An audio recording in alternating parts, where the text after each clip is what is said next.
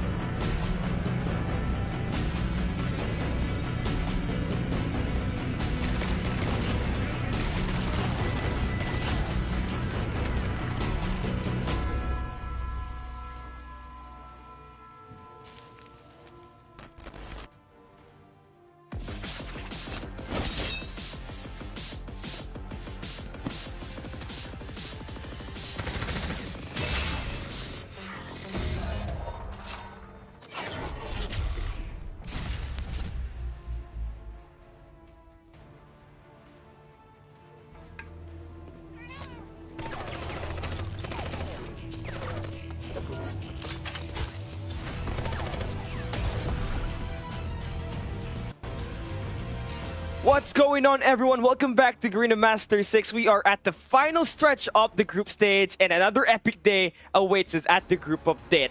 It's Kali alongside Vince G. We finally have a new member that we welcome aboard. It's a pleasure to join you on the first day of the broadcast for Garena Call of Duty Mobile. How are you feeling today, man?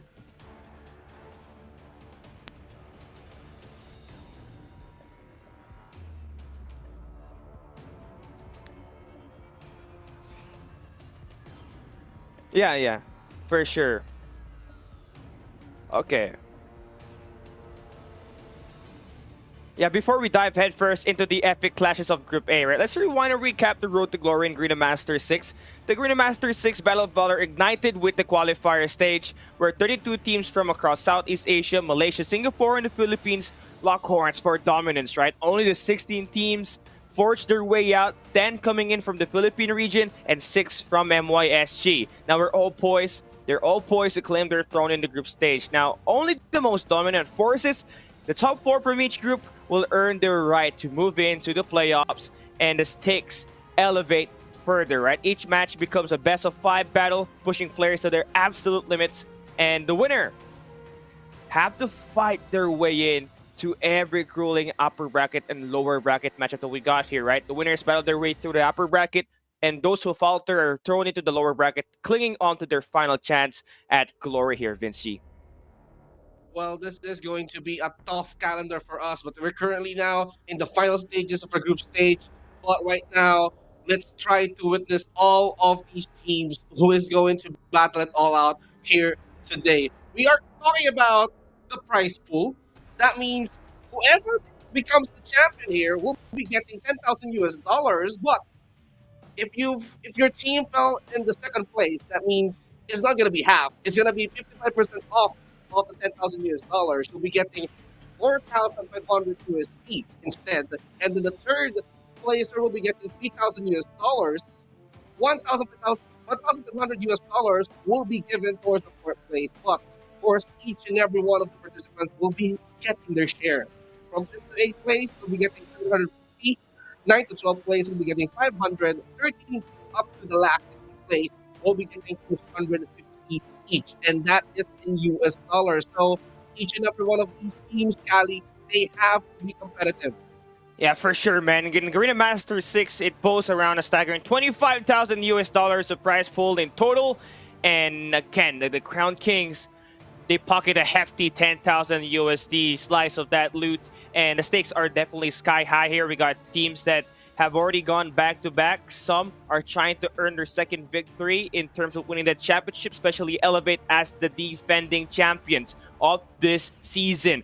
Taking a look at our team participants, last week we ended on a high note by watching Group B. Now we start the day off, the week off with Group A, where you got the group of death just pulling through. Now Stalwarts eSports, they're going to be able to come in at the number 3 standing here so far, despite being the 3-time Garena Regional Champions. They're the only team at the top 3 of every season to not get themselves a victory into the 5 seasons that we've gotten so far. But looking at their performance just a couple of weeks back when they went up against Elevate, they got 3-0'd, right, for sure. But there's always a second chance for them to revive themselves and go in for that revenge arc up against Elevate once we hop into the playoffs. And looking forward to most of the battles here, right, for Group A. And so we definitely got Elevate and Star Magic already earning their ticket through. There's still 3 teams that are trying to fight for the last 2 tickets. And that will be Stalwarts eSports, DBK Oblivion, as well as Tyrant Akari. Now, this day definitely is important for this 3 teams that hasn't even taken any of that ticket yet. And they need every win as they can get to be able to advance to the next stage. So there we go. It's going to be a great day here for the day, Vince G. It is indeed a great day, and each and every one of you guys who's currently watching here on the different platforms, I'm sure that you guys are definitely gonna watch this. You're gonna be up for a treat because of the matches that we currently have right now. But let's talk about the maps here, Kali. We're talking about different maps from Hardpoint, Search and Rescue, and Control, and these are all the available maps that we have right now. So, Kali, we've seen a lot of maps here. Your points about this?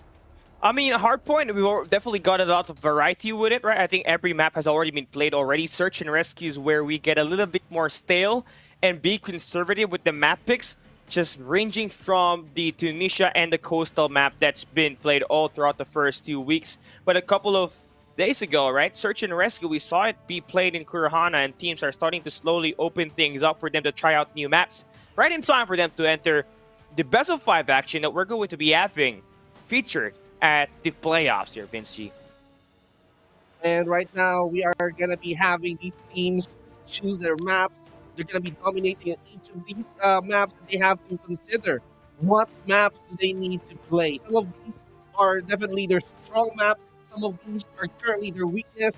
But for today, we're going to be having our first series, Elevate up against Team Star Magic. Tyrant Akari will be facing Stalwart, eSports, Savage Motor EA, and exclusive. And for our main event for this day, we're going to be having Classified Pegasus up against BBK Oblivion. So I believe that these guys have personal being, let's talk about the current standings, the leader, or the scoreboards and all that. Your thoughts about this? I mean, Elevate and Team Star Magic, this is currently your number 1 and number 2 team in the Group A standing so far. And whoever wins this will be able to finally settle the beef, right? Get that number 1 to head into the playoffs. And Team Star Magic, they're not just any team, right? They're a team on the rise, and they're just going to be able to get more reps in up against a higher tier opponent than them so far, right? Match number 2, I'm looking at it. Stalwart eSports are in a position to secure their playoff ticket while also trying to read away the playoff hopes of Tyrant Akari. And you already know the Tyrant squad will be the one coming in as the underdog as they go up against the 3-time Garena regional champions in Stalwart eSports in that match number 2. Now, match number 4, though, is also very important, especially if you're a DVK Oblivion fan, as they do want to get that top 4 spot. That's something that they want to get in order to get to the playoffs, which is unheard of for the past 3 seasons they managed to play in Garena Masters, right? They've always been stuck at the 9 to 12 placement, 13 to 16. Now they're looking like they're a strong squad that will be able to finally put an end to that curse and put them into the playoffs where they got a chance to earn their way into the grand finals. Now we are done with today's match. Let's take a look at our first team lineup and see who's going to be playing in here first and see who will be the lineup of Elevate. You got Yopi1, PJ, Kalo, Luffy, Susano, and Kendi. Ooh, these guys, they're definitely up for that win. Elevate Esports is definitely stepping up. They are trying to at least make sure that they're the unstoppable force for Group A. Because all I see right now, they haven't lost a single map here in the group stage, and they're looking for more. But they're up against Star Magic, another threat here in the Group A, who's currently lost 1 map. So how are they going to be up against these guys? And I believe some of these players they have an history up with each other. These guys, these players, they have already played on an international grounds. And look at these guys. These guys are definitely having their game face on. They're very, very focused. I can see their determination. They cannot afford to lose this game. It's the battle of who is the better team here on the Group A right now. But they're facing up against Star Magic. We don't know. Star Magic might be having something that surprise that may surprise them. But look at the lineup here. We have Rage, Seven, Josh, Genos, Idra, and Yato. These are the Team Star Magic, Kali. Yeah, then you got a couple of players playing for Smart Omega before. That's Rage, Idra, and Yato. Then a couple of standouts in Seven and Josh, who's been one of the surprising factors that we have for Team Star Magic heading into this season. Seven has just been a different player, right? Easily the best player on this squad, having the needed breakout season to help the squad clinch their playoff ticket. Now, this will be the first time on air we see him on a new team go up against the best of the best in Elevate, right? So how will he perform will be the main question here as we go into Team Star Magic's battle up against Team Elevate on this best of 3 that we're going to be having. And this is going to be exciting as, again, there is a lot on the line here. High stakes. Number 1 team will be their reward once you win this series. Definitely, they're in for that bragging right. Whoever wins the series, they definitely have that bragging right to be called as the top team here in Group A. You wanted to end strong in this group stage. You wanted to get that unbeaten streak in that group stage. And that is why there's no reason for your team to lose this. And if Star Magic managed to at least beat Elevate in the series, that means they're going to be knocking Elevate in the second place. And they don't want it. Even though that we can say that these two teams are already qualified in the playoffs. But of course, you wanted to end strong. You want to dominate the entire group stage, and that is what they want. And for this first series alone, Cali, we're gonna find that out. Yeah, for sure. I mean, Elevate has always been the group stage kings. They've been labeled that for the past seasons of Garena Masters. They've always kept it perfect, always kept it consistent, and dominate every group that they play in the seasons we've had so far. And obviously, the main point to talk about here will be PJ and Yopi, which is the super submachine gun duo for this squad. But you gotta really highlight as well the objective player, the guy that's been willing to do all the dirty work for them. And that would be Kalo for Elevate, who's seen so much rise in terms of winning his gunfights, playing the objective role when it comes to playing at a hard point. So you're definitely gonna need a bit more from him, as he's the one utilizing more of the equalizer as his main operator on that K mode, but also do in fact mention the impact of Kendi has on this team entirely, being the new addition, right? He fits right into the puzzle like the missing piece that Elevate needed to be able to surpass all the juggernauts that will be going up against them as they look to defend their title heading into the playoffs this season. Well, we are up for a treat, ladies and gentlemen. I know that each and every one of you is looking forward to this match.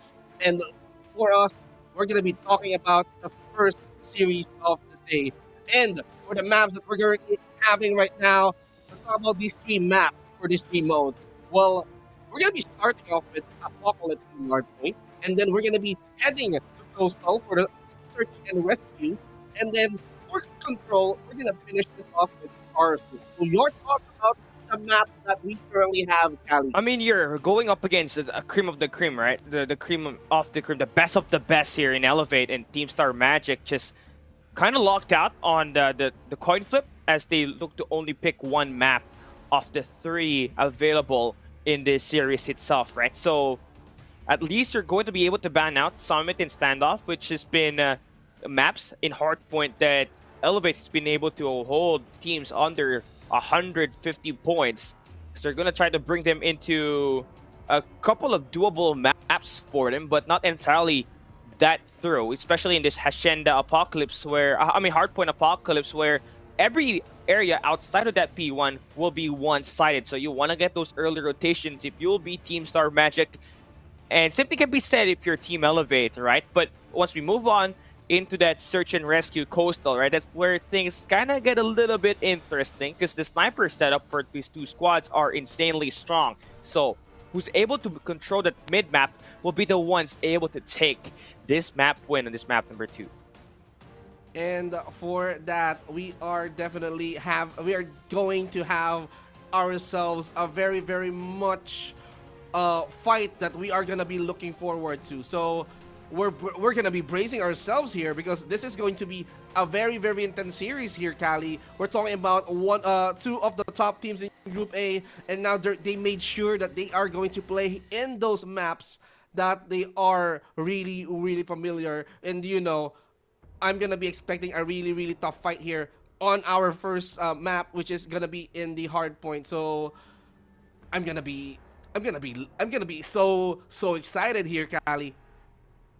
I mean, I am too, because Elevate decided to ban Hacienda, which happened to be their second or third best map in their Hardpoint arsenal. In their Hardpoint arsenal. I'm not talking about the map, right? In overall, their bag in Hardpoint. As you all may know, if you guys are just tuning in, Elevate is one of the best respawn team in the world right now. The Olea system, where everybody adapts to whatever kind of spawn they are in and be able to win through and bully their way inside. It's one of the best systems that we got in the world at the moment, and that's been replicated by teams like Wolves, Q9. I don't know about DYG, but a couple of teams, top teams in the China region, have managed to adapt to this kind of system that Elevate has, and they got a taste of that when we go right back over to the CDFI 2023, right? But before all that, right, enough of that talk, enough of that yapping. Let's take a look at the operator skills and see what are going to be the operators that will be provided here by two squads. Seems like we're going to have a mirror matchup, just except for that pick for Yato, which is going to be the Gravity Vortex, that will allow them to have more crowd control once they hop into more of this close-range combat, especially at this P2. Well, except from that Gravity Vortex, we're going to be seeing 7 here wielding the Sparrow, so that means they're going to be an explosive matchup. We're going to be seeing... they're gonna be raining chaos here on this map, on this side. Team Star Magic ready to unleash their firepower with the operator that they have. Let's see how Elevate are gonna utilize this. They have the claw. They wanted to at least go for the quick finish, and of course it seems like they wanted to burn their opponents up with the Fury Fire. So I'm gonna be looking forward on how are they going to wield this up. And of course, let's not forget, War Machine is already there. Idra and Kendi, who's gonna wield the better War Machine, who's gonna make a lot of explosion here, because it's gonna matter. This is Hardpoint, and you want to make sure that every Hardpoint is gonna be cleared. It's gonna be empty for your team to take the touch. I mean, the problem with this Apocalypse Hardpoint that we got, right, it's just one-sided once again. You need to be able to control the temple if you're heading into P2. You need to get that ammo in control if you're on P3. And also the back room, which holds the spawn on the left side of the minimap on this map number 1 that we're going to be having. And Elevate, they will be coming in here with a more superior gunfight. You're going to have to watch out for guys like PJ, as well as Kalo, who's just been on the rise, finding a lot of elimination for this squad. Both of these players are currently averaging a 1.53 KD ratio on this Hardpoint map itself. And not to mention the impact that Yopi will have as we hop into our first map pop today. You're going to be having Elevate going up against Team Star Magic. The number 1 and the number 2 team collides here in this Group A standing. And take a look at our first set. Elevate will be starting on the better side of the map as they have that initial B2 spawn in control. And they win the first wave of gunfights here, Vince G. And now we're seeing hell being unleashed right now. They wanted to take control. Elevate seems like they're up for the game. They managed to take the first few points of this first hard point. And right now we can see how tight the defenses are. They're not letting Team Star Magic have the touch of that hard point. They don't want to give away any points in order for them to take that momentum up. And it seems like Elevate here, they wanted to at least get whatever they want, but it seems like TSM, Team Star Magic, they managed to find that touch, they managed to find the magic that they have, but it's quite stolen here by the Elevate. Yeah, better map control, honestly, for Team Star Magic on that second wave of gunfights, right? They're able to flip that spawn, but as soon as you got Elevate, number 5 in blue and Kenny, they're able to take that temple right in control. They're able to put the team in spawn over towards the right side of the map, and now they're already in towards the next hard point. Now, this is where things get a little bit more harder for you to break if you're Team Star Magic. You're starting off the back foot. You need to be able to break the spawn here. Get that one to favor your side. Get that anchor going to be able to completely get inside of this hill. But looking at the gunfight set up here for Elevate, they want blood over here. They are definitely in search of blood, but right now the point is just heading towards Elevate's way as B number 2. They're taking the most of it. They just gave 4 points to B number 1, and they're not letting TSM having the next touch. They wanted to make sure that they're gonna be doing this one very well on their favor, and seems like no touch for you. We're gonna be eliminating you real quick, and of course the controls are just there. They're not letting TSM have a single touch. Yeah, this is the problem with Elevate, right? If you try to drag them into this kind of maps, their map control is just something else. Yes, this was one of their weaker maps back last year, but you know, after all those time, you're gonna figure out what kind of weakness are you going to be having heading into this map, right? And able to fix that too, as they're able to get a complete 100 points as we go over towards speed 3. Predator missile locked in there by Yopi. True ammo in there. Just because of that Predator missile, they're able to flip the spawns, and now they're able to get that attack coming in from one side. They bring out the equalizer from Kalo, and they're able to completely flush the players inside the hill.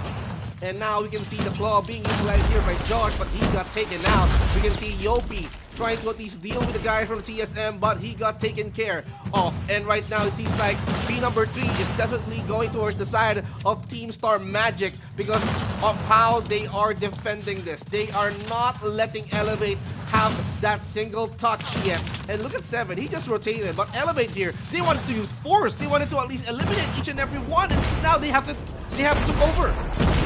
And this is the problem when you got, you know, Yopi and PJ all in one team, then you got Kalo as your third necessary fragger for your squad playing at the objective. He's already got himself 10 kills. Mr. Aurora himself is going to be able to lock it down in terms of playing that objective. 71 seconds inside of the hard point as we head into P4. Nice, great setup that we got for Elevate. But you can see Team Star Magic, that will be 7. Along with his teammate Yano trying to break the back room, trying to flip this spawns over, put Elevate into a more unfavorable spot to get themselves towards Secret, where you're going to be able to slay them a little bit better as you got the head glitches to favor your squad. But with this smokes going through, Elevate, despite whatever angle they're going to be thrown into, they're able to win those gunfights yet again. And Team Star Magic, they're feeling the pain in that first 30 seconds. Well, we've seen a lot of operator skills being unleashed right now, and of course that defense is quite tight coming in from the Elevate. They're making sure that each and every player from TSM, they're not gonna touch P number 4 anytime soon. We're gonna head over towards P number 1 again, but we can see right now the last 15 seconds, it's gonna go towards TSM. It's great. You need every point that you can get, right, just to kickstart that momentum to carry over your side and not avoid this capsize to happen for Elevate. As those last 10 seconds gonna expire, get that over to your team. At least you're able to get that 50 seconds now. You're heading on to a P1 reset. You're going to have 7. Have that full mid-map control, while you also have that better spawns as you hop into that next hardpoint rotation. But still going to be very scrappy here, as Team Star Magic is finally able to win those gunfights. 5 go down for Elevate on this first wave of gunfights. Wow, I can see the contestants here right now, but TSM, they have no intention of giving this one towards Elevate. Idra, he managed to get 2. He managed to at least 2 players from Elevate, but Yopi here, he managed to clear Idra. But right now, we can see the clearing coming in from TSM as they are trying to defend this hardpoint by their lives right now. Elevate still struggling, and now they have found an opportunity to overtake the situation. Yeah, just utilizing that smoke just to win those 1v1 gunfights inside. Now they're going to be able to have that complete control over towards the last 10 seconds of this hardpoint. Will also set up next. That will be Yopi, along with his teammate that will be able to get that temple spawn. Just needs to win this gunfight up against Yato, who's trying to fight for his life. He's going to get gunned down. Spawns flip. And now Elevate is going to have that better spawn heading into this next hardpoint. Candy's just popping off, man. He's the new addition. He's just able to light things up for this squad once we hop into the search and rescue and those control maps. But so far here, just doing his job, being that route man, providing his team that necessary early rotation, and just try to turn this into a money hill. Boy, oh boy, every corner, every nook and cranny, Elevate, they managed to at least check this out. They are not trying. They're now trying to at least take control over this hard point. And it seems like every spawn point or every entry points on this P number 2, they're not letting TSM in. And look at the Op one. He managed to take control over Josh, and right now he's just raining hell with an equalizer. Yato with a nade towards Susano, and it seems like TSM, they need to play aggressively. Yeah, for sure. I mean, you cannot allow Elevate to win another money hill here as we hop onto P3. Right through TV ladders we go. That's BJ and Yopi, that duo, what we're talking about just a little bit earlier, able to create a difference once again. They combined for 64 kills alone. And this is just the difference on this SMGs, right? The faster that you can go if you're Elevate, the better you can slay out your opponents. That's been the Olea strat so far as they get another flip on the spawns and get another break inside the hill. Seems like this is it. Last 15 seconds for them to be able to completely take this map number 1 up against Team Star Magic. It seems like Elevate here is just counting time. 5 seconds left before they win this round. And right now, Elevate, they managed to buy time as they win this hard point. Elevate, Yeah, having that one map advantage. Your thoughts about this, Callie? I mean, the damage had already been done. Just by picking Hardpoint Apocalypse, you're gonna have to think about it, right? Because this is one of those hidden tricks under the bag of Olea. And this guy, I think, have fully mastered all of the maps that we got currently in the map pool, so it's definitely unfair if you try to go up against them in Hardpoint, right? But at least you're able to score 75 points if you're Team Star Magic. Definitely not something that you kind of expect for a player of a caliber like Idra, Yato, and Rage right over there, but they're missing one player, right? Jana's subbing in for the squad, definitely is hurting that firepower a little bit, but every team that has met Elevate so far in Hardpoint, even Stalwarts Esports, have faltered. And it's just something that you really have to expect that you're going to lose, right? Because of how dominant these players really are when they play this game mode. Well, we can see the objective time here. It seems like Klo, he managed to at least have the most seconds on that hard point, almost 2 minutes. He doesn't even try to move here. He's just trying to check for corners, but a lot of kills, a lot of elimination will be going towards Yopuan. And of course, PJ, they're contributing a lot towards those kills. They're not letting TSM or Team Star Magic to get near that hard point. This means that it's a really good thing because they're denying the possible contestments and the points. It's just flowing on their side. So for TSM to capitalize on that 75 points, it's quite good because they managed to at least struggle. They managed to at least find that sweet spot in order for them to contest up against Elevate. It's not just one-sided. You know, they still managed to give Elevate some hard time in that game, but still, Elevate, they managed to prove that they're the better team in Hardpoint. But I wonder, Callie, I wonder what is going to happen in the next map. It's definitely a toss-up as we hop into Search and Rescue Coastal right up next, right? But talking about this post-game breakdown, right? It's only Yopi and PJ that's able to create most of the damage here for Elevate, right? Combining for 68 kills in total as a duo.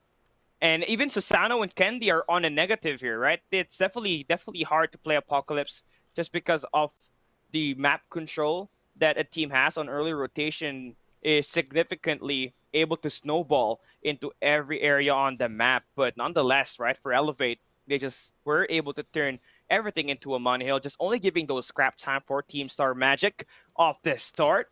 Now, what's surprising here is that Janos definitely held himself against these players, but still find his way down at the very bottom here. 18 and 26 on that kills, and that's definitely unacceptable. I mean, you can say that they have the same KD as Susano over the other side, but he's able to completely get more of the spawns for his team, right? You're talking about two players that are playing different roles and just trying to provide more impact here is Janos on the team, right? I believe he was able to get a couple of good shots on that P4 where the team was able to score the last 10 seconds off that the hard point, but still going to be pretty rough if you got most of your players, even Yato, going into a negative KD, right? Needs to find something better here if you're Team Star Magic heading into the next one. Now we take a look at our post-game head-to-head, see how much really is the difference between these two teams in terms of their kills, their hill times. And take a look at that. That's just a plus 13 on the kills, but look at that hill time. Everybody was serving time inside of the hard point for Elevate.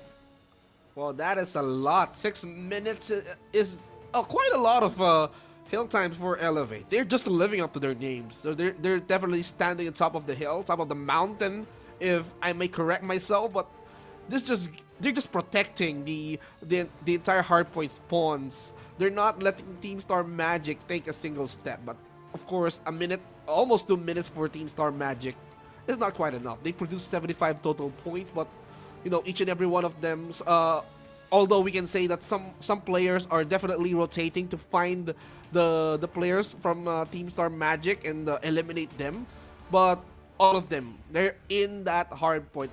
We can say like four players that definitely having that step, and then they're making sure that they are guarding the hard point in order for them not to at least have that contestments. You don't want that contestments. It's gonna delay you so much time, but after that win in the Apocalypse here, I wonder how will Team Star Magic bounce and win the search and rescue in Coastal. It's going to be tough because you got a team that is definitely having the momentum to carry over here in the search and rescue Coastal map and Elevate, who will be likely going to try to play aggressive for their players like Halo and Yopi to be the front man to try to push as they start on the attack side, either at the A or the B site.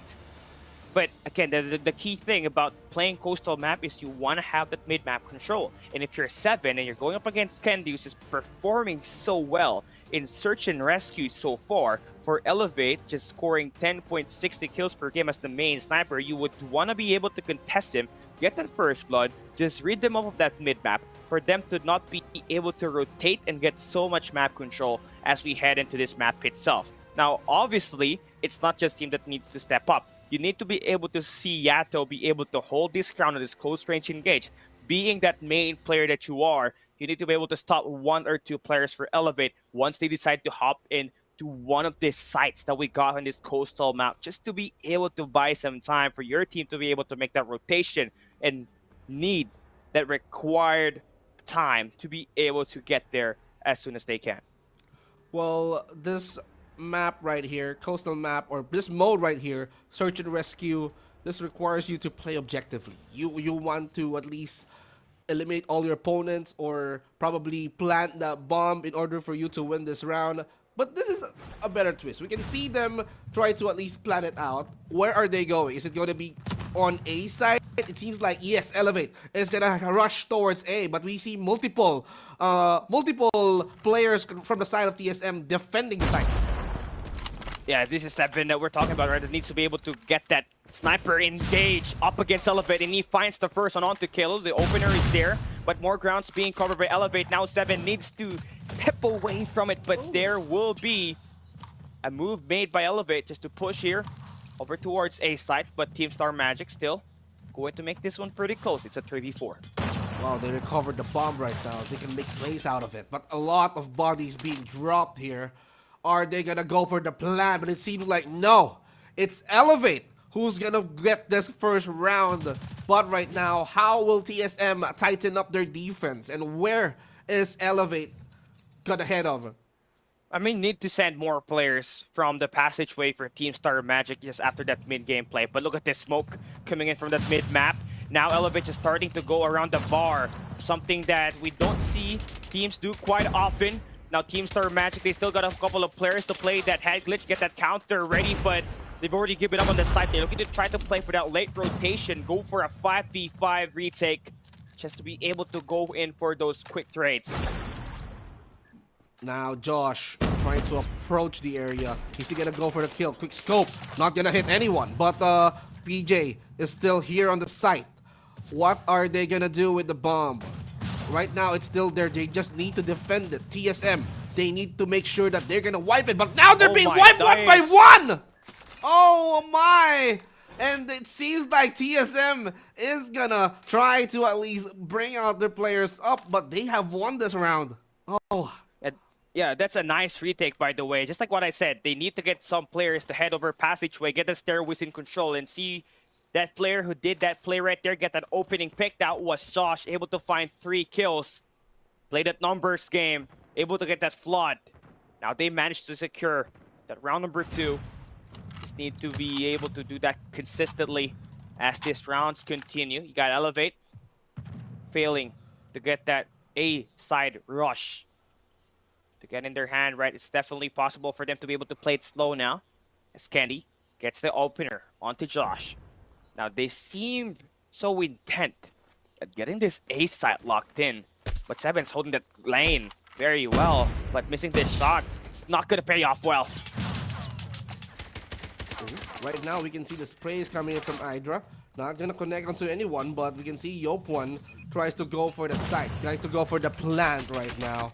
And it seems like they're going to be clearing up the area as Elevate. They managed to secure the site. They need 40 seconds before the bomb explodes. And now it's time for the TSM to clear that up. But how are they going to approach that? Now it's time for that rescue. It's time for that additional manpower. They need it in order for them to make that push, to make it loud right now. But look at that. Josh managed to pop 1, but right now he managed to pop 2 as well. Yato and Josh working hand in hand, but Yop1 here, he managed to take control over 1. Genos again takes down PJ, but Genos gets taken care of by Susano. Takes 2. 1v1. Yato and right now. The team managed to get 2, and of course the defuse is gonna be there. TSM They won 2 consecutive rounds right now. Just in time, just in time. And that's something that you can expect out of Team Star Magic. Once again, Josh able to light it up, get that bar in his hands, able to get one along with Yato to find those two members from Elevate trying to hold down that bar side. Once they got in, everybody just tried to force their way in to guard that staircase where Janus was able to sleep on by, get a couple of kills. And Yato, as the guy last left standing, able to get that 1v2 clutch. Definitely what you can expect for a forward prodigy like him. Ooh. We can see the patience from Seven. He's not moving an inch. He's just waiting for heads to pop. Now he knows that Susano, he's just near the area, but he got impatient. He needs to move closer. He needs to get a better shot right now, but still, no lives lost on this round. And right now, Elevate. They're just trying to approach the site very carefully. They cannot afford to lose more lives. They cannot afford to at least lose a single life here. But right now, look at the patience from TSM. Each and every site here, even B, it's been heavily guarded. 3 players now on B. How are you gonna deal with 5 members? But Elevate here, seems like each and every one of them dropping. Susano and Candy now out of the game. But are they gonna go for the revive though? Alright, do they need that manpower? But we can see TSM right now tightening up their defense. They're not letting them go near the side, but it's time to at least go to the other side as they head over A. A is gonna be their key target, but no, let's go back to B. And now we can see the defense being tightened up by TSM. 5 members now on B. They're not letting Elevate come closer. Now, are they gonna go for the rush? Are they gonna make a surprise attack? But no, efforts are not enough. Man, I mean, for me, for Elevate, the rotation just came in too abruptly over there, right? They tried to switch back to A and B time and time again. And what happened is that they ran out of time. They had the bomb. Yopi had the bomb. It was a 2v5. The A side was pretty open, but they tried to force that B side. Tried to go up for a heave, get their teammates revived back, thinking that Team Star Magic thought that they are going to be at the A side, and they're the ones trying to anticipate right them over there, right? But definitely not what they expected. Elevate still trying to make a play through Kendi, who's got 4 kills here so far. He's being owned up by Josh on the other side, who's got 6. Needs to be able to be the first Blood Reaper, but the hit mark only gets it. The second one connects, and Inter is down. Now they can push in with the help of that smoke. And now they're going in all out. Even though with a decoy right now, even having Claw on B, now rushing towards A, he's gonna go behind them. This gives Elevate more time to plant the bomb. Yopuan successfully plants it. Claw gets 2 from behind, and it seems like they're gonna go in aggressively. They wanted to at least come back from this one, and Elevate here, they are making sure that they're gonna be controlling each and every player. As the last one falls, Yopuan is gonna get that final blow. It all started with that shot from Candy once again at the long A. Just a needed kill to be able to open up that A site, able to get that numbers game, the flood to work, and just completely overwhelm Team Star Magic. But to start it all, Josh, from the smoke, is able to take down Yopi and Susano, but the nade connects. Now Janus is trying to push up. He's going to get cut down by Kalo. The revives are going to be working here if you're Elevate, but now it's an equal 3v3 battle. Now, even Stevens for each and every one, and right now, bodies are dropping. It's all up to Yato. Yato, the only guy being available here for Team Star Magic. Will he be able to clutch? Will he be able to go for the revive? This is going to be a 2 versus 1. PJ and Candy. PJ now has the bomb. Candy now looking for potential kills. He's looking for Yato. But now, they're trying to at least get as much manpower as they get. Susano being back into the game. But right now, Yato has been spotted. Candy with that good final blow. It's tough for Yato to clutch that, only having an R9 in his hands. Obviously know that the range is not going to be in his favor. Candy able to get the last shot to go win. He's already got 7, averaging 10.20 kills per game in search and rescue so far. Just 3 more kills and he'll be able to get it up a little bit further over here. On the defensive side we go. PJ's able to find two. Yato just trying to barge his way in with the hip fire, and he's gonna lose that gunfight now. On this first 20 seconds, we're down to a 1v1. Kendi and his former teammate Idra, former Smart Omega players, going to duke it out, and Idra able to win that gunfight. And that round just took 25 seconds, by the way. And Team Star Magic, they will be able to completely stay within the lead. Wow, that was quick. That was a quick round indeed. And right now, Team Star Magic definitely having the bomb on this round. They are now rushing towards B, and it seems like Elevate caught wind of that, and now they're tightening up their defense. Yato, he goes in for that push, but it seems like it's empty though. They are trying to eliminate Elevate one by one, but Kendi is just doing his magic outside with that snipe shot towards 7. He's not gonna work with this one, isn't he? Yep, only 2 kills. Tough to work with that. Team Star Magic, I mean, you're already securing the number 2 spot so far in the Group A standing. Elevate is still unscathed. They're still perfect in terms of the map wins, 15-0. You're in a position to be able to try to put a mark, a dent into Elevate's side in that loss department. And you only need 2 rounds to be able to complete that through, as they kind of are in a very skate manner here so far. Elevate on rotation. They're going to be running late here. They need to be able to time this shot correctly. If you're going to be coming in from the passageway, you need this close range gunfights to favor your side.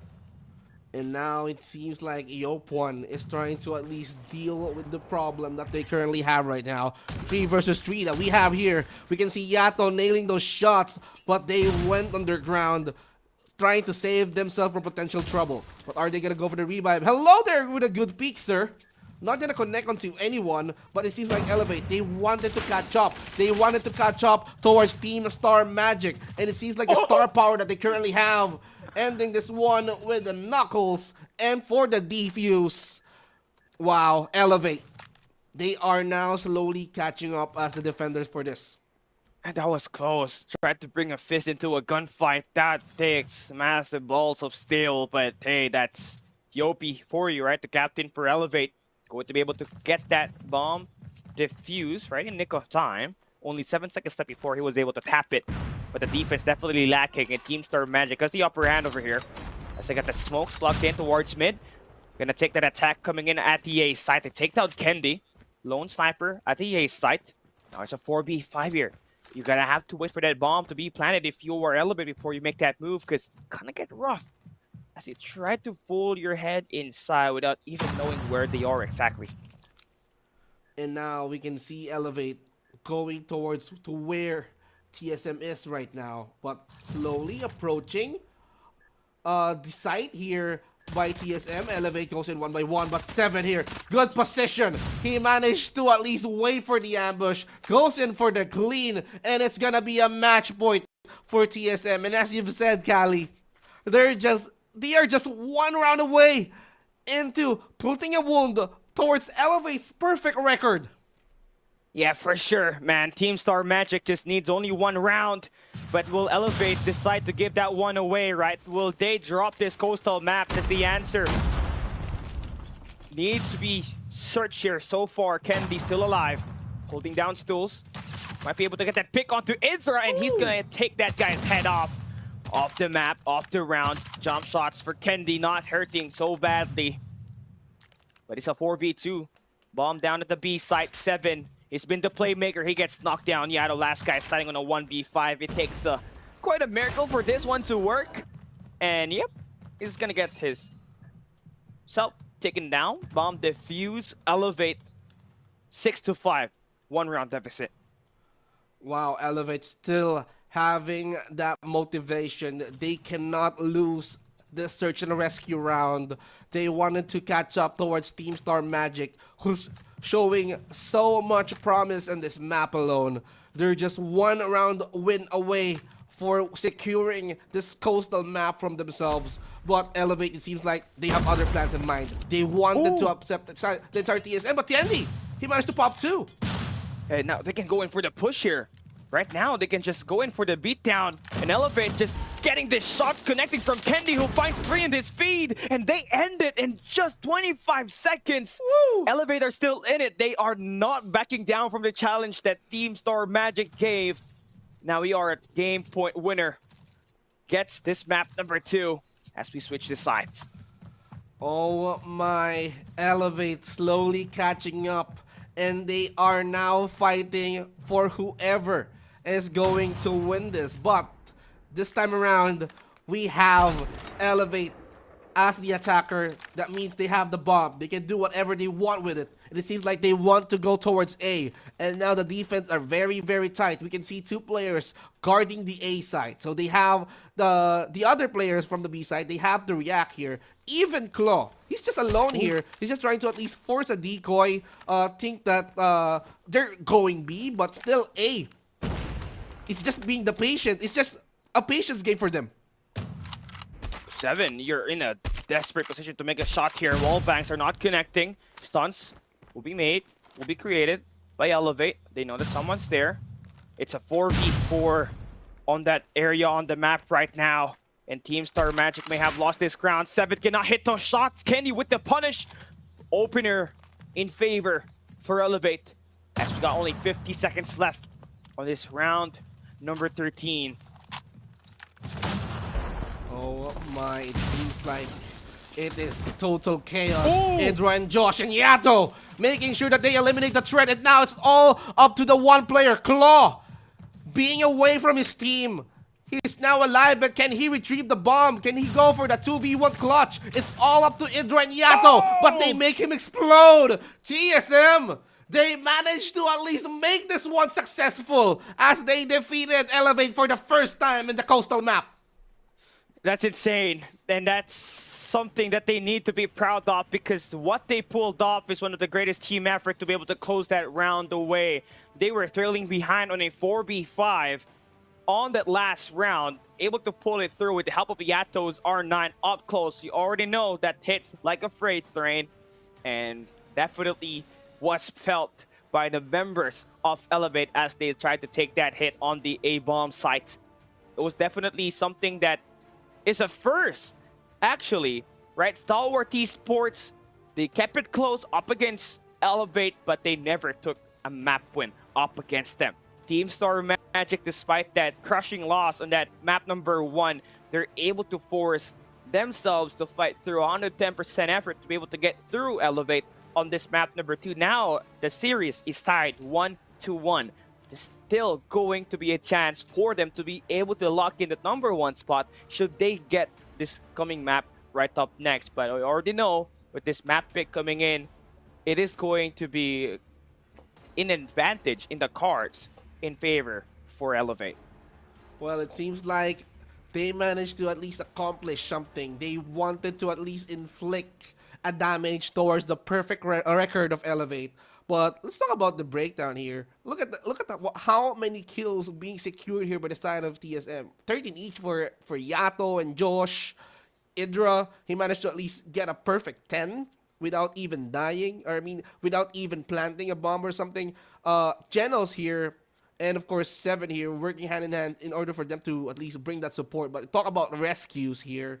We have Genos going in for the rescue twice, and Josh goes in once. But the most rescues that happen here on this entire map, it's gonna be on Kendi's. He managed to at least get the most kills, at the same time, most rescues in this entire map. It goes through. Kendi is the best player in search and rescue for Elevate right now, and that's the much-needed sniper presence that the team needs once they go up against bigger opponents like Team Star Magic themselves. Able to go in 15 kills right over here with an average of 10.60. You're always guaranteed to be able to have this amount of consistency coming in from Kendi. Now, what lacks here, though, is the decision-making of the first half for Elevate, and there's a reason why they kind of lost this one very close up against Team Star Magic. Those initial rounds where they came off aggressive and was just read off by Team Star Magic with their SMGs and their R9 coming in for Yato. And I think Yato needs to be highlighted here once again, right? He is currently the team's highest fragging player, highest average for a team to get a lot of kills in a search and rescue game mode. And here he is scoring 13 kills. A lot of clutches moment for him, and just overall inflicting those one-shot, two-shot damage that is not definitely enough to deal the killing blow, but it's more than enough for him to get those amount of assists to get his teammate that bit more push to get this elimination. And they were just popping off, right? Yato and Josh, 13 kills each, and that will wrap things up on this map number 2. They will be able to take this win through an upset up against Elevate, who came in perfect, 100% win rate in this group stage. Well, let's see how will Team Star Magic brings this one to the table. Since that they have the momentum right now into winning this fight, how are they gonna go in towards the next map? But let's talk about the head-to-head for the search and rescue. Seems like they're just even close in terms of total kills. Total rescue, they managed to at least elevate, they managed to at least have a point ahead, and objective-wise, it's like 50-50, having 2 objectives each. And search and rescue might not be the map for elevate, but this control map right here, it's gonna decide things. Whoever wins this, they're gonna be on top. Team Star Magic, they are completely perfect in terms of winning their search and rescues in the game modes that they played so far, right? The only loss that they took was up against DVK Oblivion on Control, which was on Seaside. And the problem with Team Star Magic is that they kind of get snowballed on that match once they go up against DVK Oblivion, who had Badman and Cash, just getting all of those eliminations at the spawns. Now, the best part about this is that there's no Seaside map that will be played. We're heading to that default Arsenal map, which is going to be pretty balanced, but still going to be a lot of chances for these spawn traps to be ensued by either one of these teams, right? But now, here's the thing, right? Elevate, they took map number 1, Hardpoint Apocalypse, 250 to 75. You got 67 loss right over at the following map at Coastal. And now we're heading into Control, right? The winner takes the series, gets the number 1 standing at the end of the Group A standing. And for Elevate, they want to be able to complete the nickname of the Group Stage Kings, but Team Star Magic is just going out their way, trying to pull an upset on this one. Now, it's definitely possible. With Josh able to step things up in this search and rescue, you're going to have that kind of momentum to carry over at the Control Arsenal, where you're going to be able to have a bit more kills than usual from him, so that firepower might just be the difference maker as they go up against Elevate on this map. But the problem is, this is going to be a map pick by Elevate, and they're going to be feeling confident that this will be the map that they can take down Team Star Magic from. And now, this is the very much awaited revenge that they're looking forward to. They managed to at least win. TSM, they managed to at least win in Coastal, but not here in Arsenal. And I believe Elevate is going to regain that composure. They're going to be back on track right now, but it's all up to TSM to take that challenge. It's all up to them to defeat them again for that second map around and inflict a total wound for them, having 2 map wins and securing the first spot. If that's what they're after, they're going to be much more motivated for Team Star Magic. If not, this is going to be Elevate's map. So let's see how they played out the Arsenal. And let's see how are they going to do things here on this map alone. Who's going to be the playmaker for Team Star Magic is the question here, right? I mean, Seven heading into this Control map, standing at a 19.33 kills per game, a 1.38 KD ratio. Along with his teammate Josh, who had a great performance on this map number 2, standing at the 1.45 KD. Now, yes, that's definitely high, enough for them to get those 1-for-2 trades, but the problem is they're going up against an entirely different level of Respawn team in Elevate, right? Who's got multiple players averaging 1.3 and higher KDs. They are able to light things up with their gunfights. And you already know Arsenal has been their main thing since it was part of that Hardpoint map poll back in last year's World Championship rules, right? So far, it's going to be a tie game heading into this. Winner of this takes the number 1 ranking on this Group A standing. Elevate starting on the defensive side. You got Team Star Magic going in for an early push at the B site. No one's able to get the contest going through so far. And Elevate, they're going to let go of this one completely. Team Star Magic, they need to take control over B side. It seems like they're gonna do this. And right now, Elevate, they only have A to defend. It seems like Team Star Magic, they're rushing towards A. But right now, it's gonna be this guy alone, Idra. He's gonna be alone on his feet, but the members of the Elevate is all after him. He got spotted, he got nailed. Candy here just going for the cleanup. They're making sure that the defenses are tight for them. They're not letting Team Star Magic take a single step again. And right now, it's all up to them dropping those lives right now. 19 lives left for Team Star Magic. They need to consider this.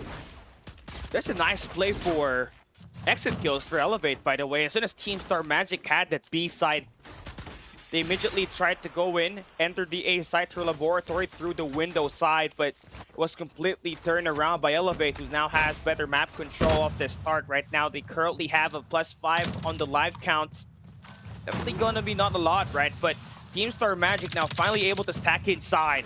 They got one player still doing time inside, and PG is able to completely turn him down. But 7 will be there to get those trades to come through. But Elevate's still going to be pretty scrappy with it. Just trying to win this trades time and time again. Skendi, as they try to hold this one for another minute and 12 seconds to win through time expiration. Now, 11 lives for TSM, dropping to 10. And they're making sure that they're going to be doing the same thing. They need to drop the lives of Elevate here. 1 minute is quite a long time, it seems, for these two teams in order for them to get this first round win. And the patience coming in from the defenders. It's just that Elevate, they're not letting TSM go in that A site. And it seems like from that 7 lives, they need to consider whatever they have right now. Or else, this is going to be Elevate's game. This is going to be Elevate's round. PJ with the smoke. He got spotted here. 97 lives here. It seems like they're getting the first half of here. Even Josh here utilizes the claw. He got taken out. But 6-6. This means it's going to be even here. 5 lives here from Elevate. And now we're dropping to 4 of each teams here. And now they're controlling A. Oh my goodness. TSM. They managed to get A. Yeah, that's the problem when you try to give away so much time off the start. If you're Elevate, they were giving away the B site on the first 15 seconds. No one was really able to get those engaged. And those 3 segments just gave extra time. Another minute to the clock of Team Star Magic to try to take a hit on the A site, providing them that safety net to be able to lock it through. But now we switch sides here. Team Star Magic on the defense. They started off finding some kills with how their operator skills. And so far, completely holding off Elevate in terms of map control on that mid-map. And they also got a guy holding down the vents. Definitely going to be nice pressure as Elevate is still trying to crack on this A side. They lose the first wave of gunfights back at their spawns. And Team Star Magic, we might just see an upset happen right now on this map. Well, you cannot afford to lose the map that you chose. This is not the way to go. And right now we can see a 1-2 punch coming from Idra. Took the blow hard. And right now Claw here will be trying to at least wait for that respawn. 22 to 21 lives here. But right now, no objectives has been taken yet. It's all about the lives. It's all about the seconds. We're talking about 38 seconds here. But it's currently stopped right now. Bodies are being dropped here, Cali. 19 to 19. Yeah, for sure. But Elevate still able to get some time inside the both sites. So now you're going to be divided if you're Team Star Magic. Where do you want to take this, right? Maybe you can just chalk up the B side, give those extra minutes down to Elevate side. But now you're losing around on map control as Killer brings out the equalizer. As they got themselves a 5 live count lead. Spawn trap definitely is something that will be possible on this one. As it's going to be able to flush down 4 players. At this moment, the spawn trap ensues. It's 16 to 9 on the live count. Watch that wash down so fast. Just because they are holding down this area on the map. 6 lives left for TSM. Now down to 5. And it seems like Elevate here is just aiming for that cleanup. Another minute left, but TSM, they just have 5 lives. How can these 5 lives manage to at least get them down on their knees? They need to at least kill 2 of each players in order for them to at least drop the numbers and make an upset. 40 seconds left on the clock. And it seems like the defenses coming in from Team Star Magic are now becoming tight.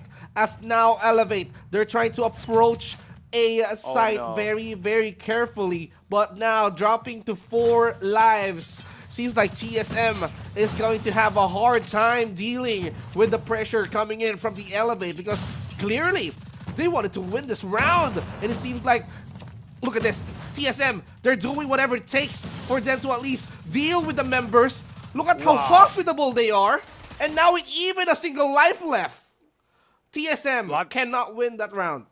And that was close though. If you were Elevate, you always had to go down to the wire moments with last 20 seconds left for you to be able to win the round. Great thing about that, it was Yopi was able to get 3 kills to finally finish things off. If not, Team Star Magic could have won that through time expiration and went up 2-0. But now we go in, switch the sides once again.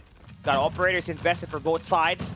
But this one's, the raids are going to be working in favor for Elevate for the meantime. But there's still a 50-50 battle who's gonna have that made controls so far. But this TJ shot right here, if he went to the vent and get that kill, could have been a complete turnaround for them, right? But they will win the first of gunfights. Now you're gonna have a little bit map control with number 4 Tisano extending over towards Cafe. Team Star Magic looking to try to take that B side hit, but they're met with number 1 in blue, and Yopi was going to be that playmaker that will buy some time for them to be able to lock in the pinch as well as the spawn trap that's now activated by Sano. Wow, it seems like Elevate elevated their game. They cannot let TSM take over B that fast, that quick. And it seems like they are trying to at least drop every life that they have right now. Elevate making sure that they're going to be winning these consecutive rounds. Those first rounds are just warm up for them. And right now, bodies are now dropping towards the floor. They just need 20 seconds in order for them to secure this round. TSM now struggling. They cannot afford to at least find that opening. But they're losing so much lives. They're losing so much time on this round. Elevate here, making sure that their defenses are so tight. And now, with that defense that they have, they secured this round. They're gonna be heading towards March Point, Cali. Yeah, that was tough right now for Team Star Magic. As soon as they lost the first wave of gunfights, they immediately tried to take that hit on the jet decks, take that B site, that B flag, but they're just met with the pinch play that turned out to be the catalyst for Elevate to get that mid-map presence, as well as that full control over at the map, right? They were even sending Kalo over towards the spawn location, get that spawn trap to kick in, delay a couple of players on their rotation, and just score more points, score more kills in the live count, put that in your team's favor, right? And that's the same exact thing Kalo's doing. He's open up the artilleries, just waiting for a couple of more players to try to anticipate him. Then there, he can go in for a massive spawn trap once again. Now, Idra, he goes in for Claw. Managed to at least eliminate this guy. But right now, it's all about TSM forcing this round, getting that win. Can they find it? Genos here gets one again. And now we can see a lot of slides happening right now. Susano, he managed to at least get Genos. But Yato here, he gets 2 from Elevate. Right now, Elevate quickly dropping 17 to 23. And now we can see Yato throwing in those nades. Now, no recipient after all. Genos goes in with the equalizer. Gets 2, gets 3! Actually, and now he's gonna go for Claw, but he managed to at least get him first. So, now this is Claw. He's gonna go for Josh. Now goes in for Idra. 30 lives to 19. This is gonna define what's gonna happen. 6 seconds left, but the time, it's currently stopped. Yeah, and Elevate, they're just trying to hold on for this, extend that clock to another minute. They win the first of gunfights. Kalo can win it, and now they are able to snowball. It's this one in control. Force Team Star Magic to play that reset, and now they're gonna have an extra minute added to the clock, and also the live count. It is far from being distant right there. Just a -3 on the live count department. They can still try to close this one out, but need to attack this in multi-angle.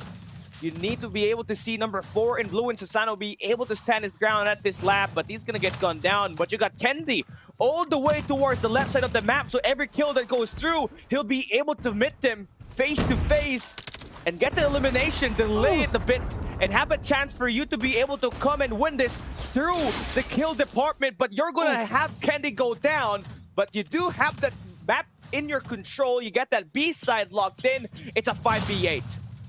5v8 and now drops to 7, 4v7, and now lives are quickly lost right now. 5v4 situation, make that a 3 because Idra, he managed to get Susano, but Kendi here will be getting Josh. Idra will be getting Yopi, but right now it's gonna be a 2 versus 4, 28 seconds on the clock, and now they're using Force right now to at least eliminate TSM. Elevate needs to win this round, but how can they do that with that one life that they currently have? Kendi, can you do a miracle? Can you make a clutch with these 4 players currently alive? He spots Genos! And now, we can now see that the 3 players are currently taking their time. They're just waiting for this time to at least expire, but they have to control over this round. We are going towards a decider, Kali. This is what we just saw from a Coastal Search and Rescue. All had to go down to the wire once again. Team Star Magic, they are in a position to put a dent on the win streak that Elevate has on this Group A standing. Can get that number 1 to end this day should they get this map 3 victory, but Elevate starting off strong. Response coming back for Josh and Idra as they try to take that B-side hit. Susano's gonna get gunned down, so there we go. You finally are able to put yourself to get some time inside of that B side, while also able to win the first gunfight. Ooh, shots being connected right now. Idra gets 2. Josh as well gets PJ. Susano will be getting Josh, but right now we can see them, these guys, they're just playing aggressively. Even Team Star Magic, they wanted to at least quickly drop the members of the Elevate here. So 23-20. Right now, we can see Team Star Magic taking control over B right now, and even bodies here being taken so quickly. This means they're gonna be having an extended time in order for them to at least reduce the time. But we can see Yato utilizes the Predator missile, but Idra is just looking for that kill. PJ going towards the vent. He sees no one, but he's gonna go for that sneak attack. Are they ready for this? It seems like Yato isn't prepared, but Josh here, he managed to at least spot PJ. 15-18. A minute left. Still A and B being conquered here by CSM. But right now the doors are shut. We can see them right now going in multiple sides. A is now gone. It's all up to B. 2 minutes left. And we can see multiple bodies being laid on the floor. 11-15. 1 minute and 53 seconds. Elevate here. They don't want to risk it out, Kali. They don't want to at least hasten their game plan. They don't want to at least die that quick because Team Star Magic, they're up here for the vengeance, but no. 9 and 10.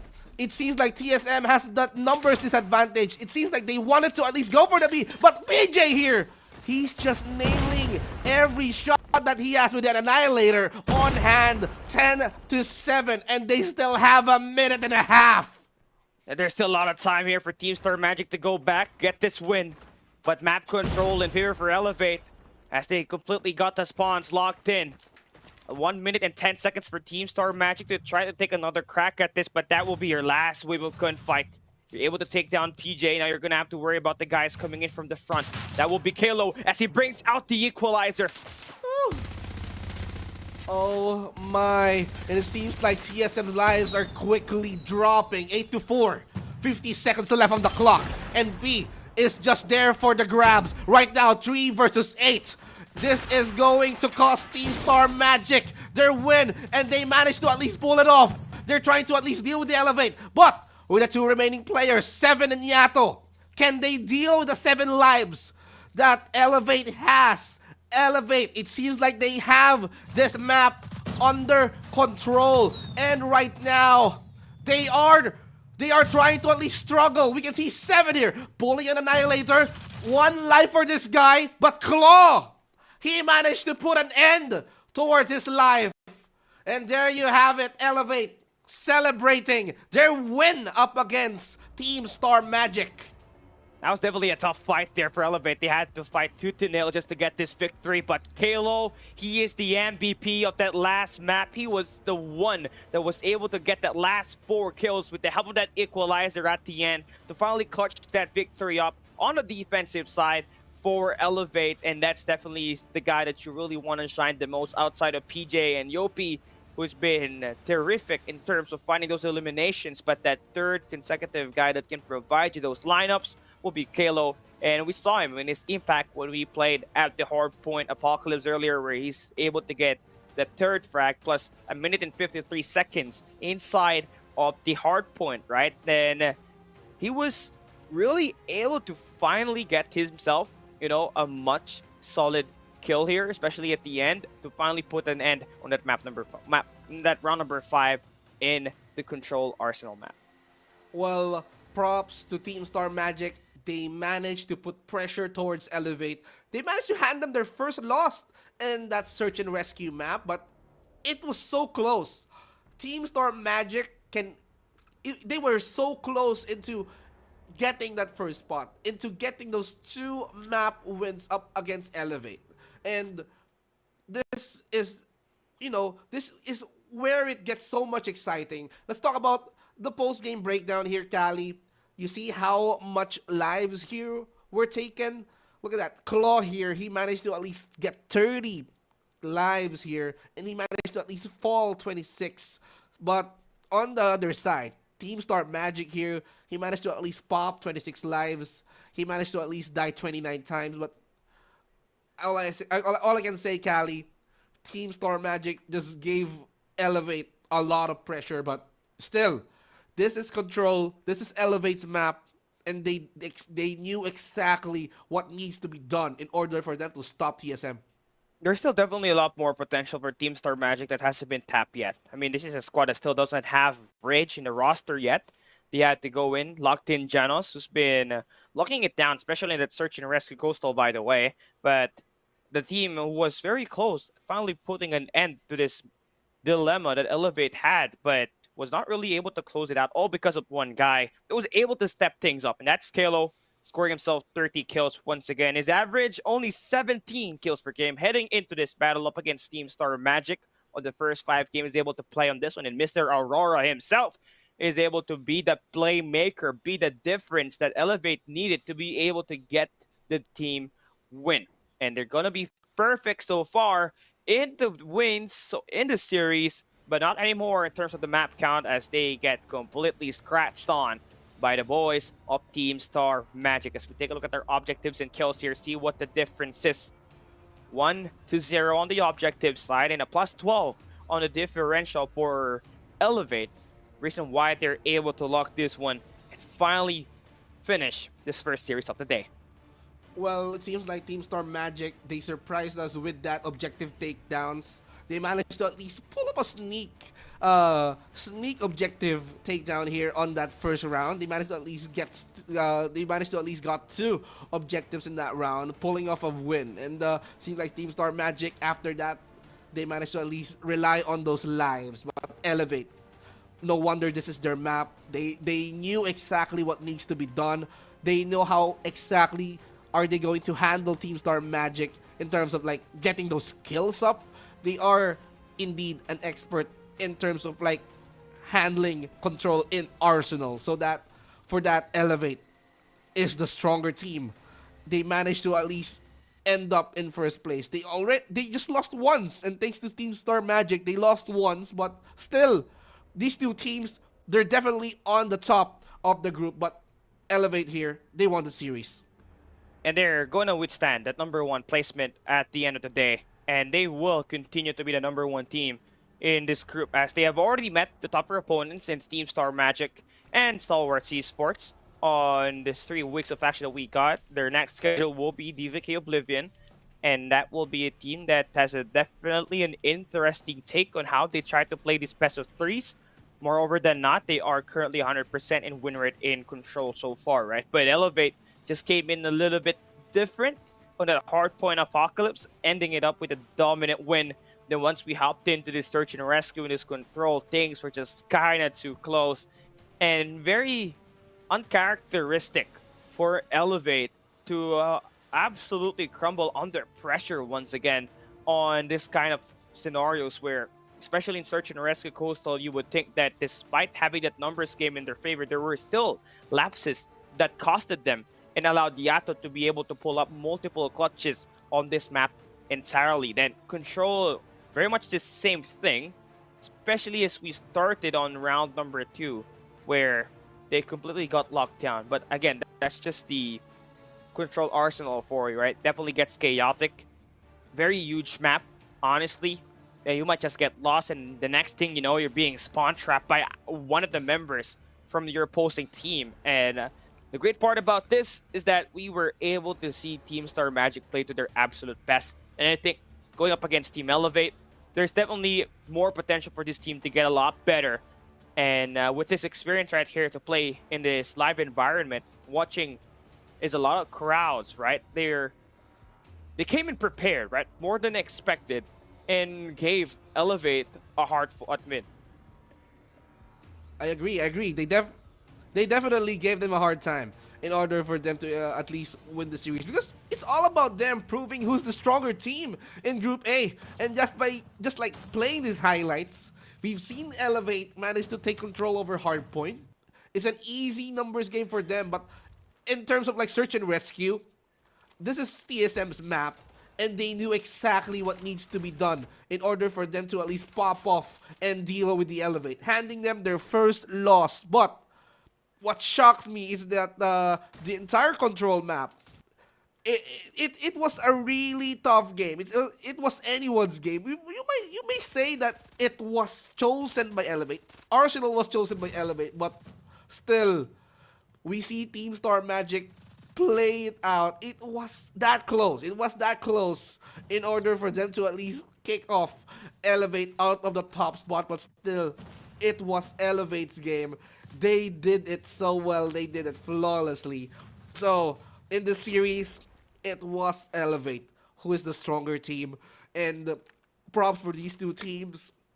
We can also see them in the upcoming playoffs. So, the storyline continues for these two, and they might even face up against each other. But for the most valuable player of this map, we should hand PJ his flowers, because all of the entire maps here, he got 74 kills. Of course, his average score, it leads to 3,052 KDA with 1.68, and this guy, Kali, what can you say about PJ? We should hand him his flowers. Yeah, that's what you expect from one of the best players in the world right now in PJ. Although he hasn't played the World Championship yet, he has proven himself up against the big dogs in China, by the way, who earned the championship trophy last year. And PJ is still gonna get a lot better with his new roster, and just need to tighten things up with his team when they play in the search and rescue, because that's where they kind of faltered, and the reason why they couldn't make it to the COD World Champs. And just watching this loss up against Team Star Magic, who is as talented as them in this game mode, yeah, it kind of reminds me of what happened back in Stage 4, where they faltered the two series at the upper bracket and the lower bracket to not qualify to Stage 5. And hopefully we get to see an interview with this team. We want to get a little bit more insight on what exactly happened in their perspective on this map itself, because this was more than what we expected, right? This is definitely closer compared to what we've had from the team when they dominated their last 5 schedules. This is just the opening map. This is just the opening series. But indeed, it was a lot of chaos. A lot of chaos that definitely happened. But we are heading towards the interview, Kali. Might as well introduce the team already. Well, I hope that we get to see the players, right? But I don't think we're going to be having any interview according to our production. So, dang, we cannot get any insights on them, right? So that's going to be tough, but at least we still got our questions prepared once they hop in back again into another day of Call of Duty Mobile Garena Masters VI group stage. They will be facing DVK Oblivion to end their group stage run, and even that team can still take a map away from them. Right now, this is it. This concludes our first game of the series. Once again, it's Kel alongside Vince G. We'll be right back after this break.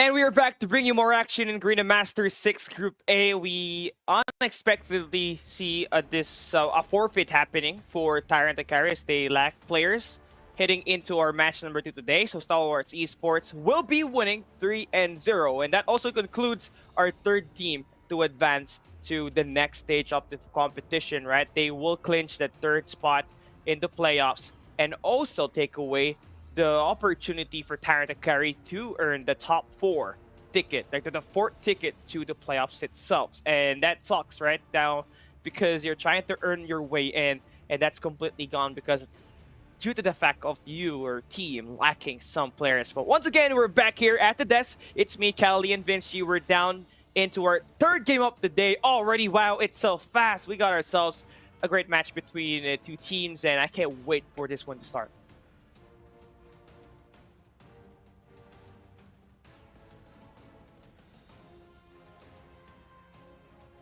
Yeah, I think we lost Vinci right over here. The mic just decided to cut off with the help of the EMP that I threw earlier. Yeah, so now we're going to be taking over here a bit, right? Team lineups. We got 21 Savage, you got Jimbos, Esper, Pika, Savior, Gibi, and Mixie. And 21 Savage, they are mostly a Malaysian squad, but they added in Gibi, player, brother of AG from Smart Omega right now, and this is a squad that's still pretty much new in this scene, and they're looking to try to pull their way in here, but they haven't had the best of capabilities as they can just struggle. They did struggle on their first 5 games, and only GB and Jimbos has been earning it up, getting all of these eliminations for the squad to put them in a spot where they can earn in a lot of reps in those maps, but haven't really converted into round wins so far. So we take a look at Savage Immortal EA here. They are trying to get their first serious win to start today.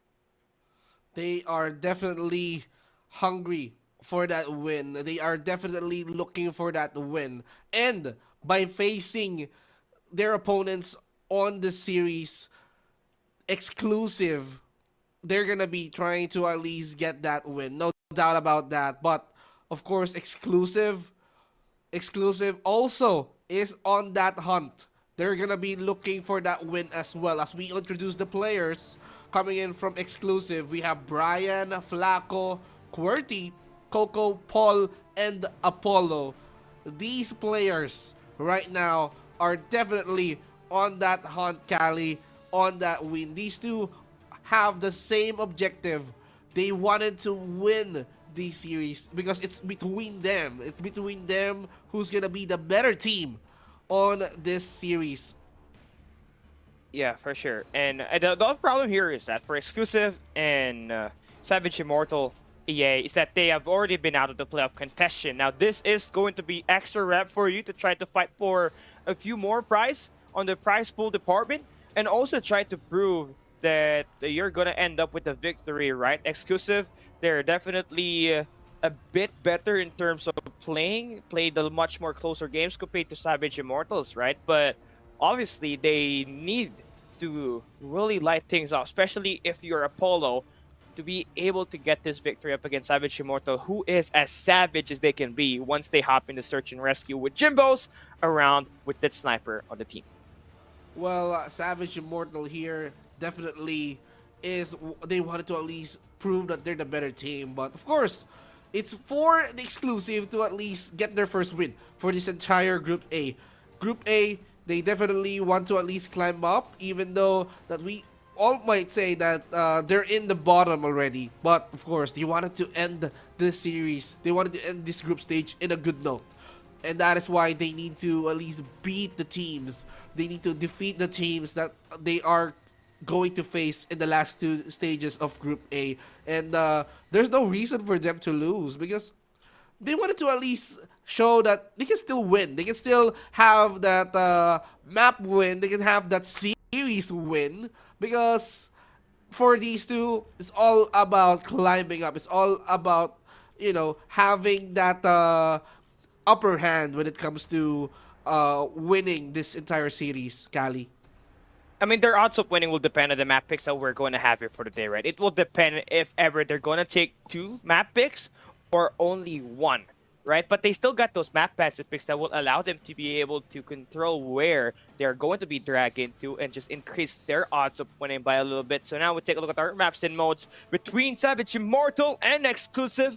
As we take a look at our map right over here, map 1, we head into Hardpoint Hacienda, and we go for our Redux on the Search and Rescue Coastal, as well as Control Arsenal. That will be the 3 maps that are going to be laid out here for today. And it's important to know that Savage will be able to pick the 2 respawn maps, and they've been kind of pretty mediocre in terms of playing this series right over here, with only Jimbos and GB pulling all of the strings, getting a lot of these eliminations for the squad.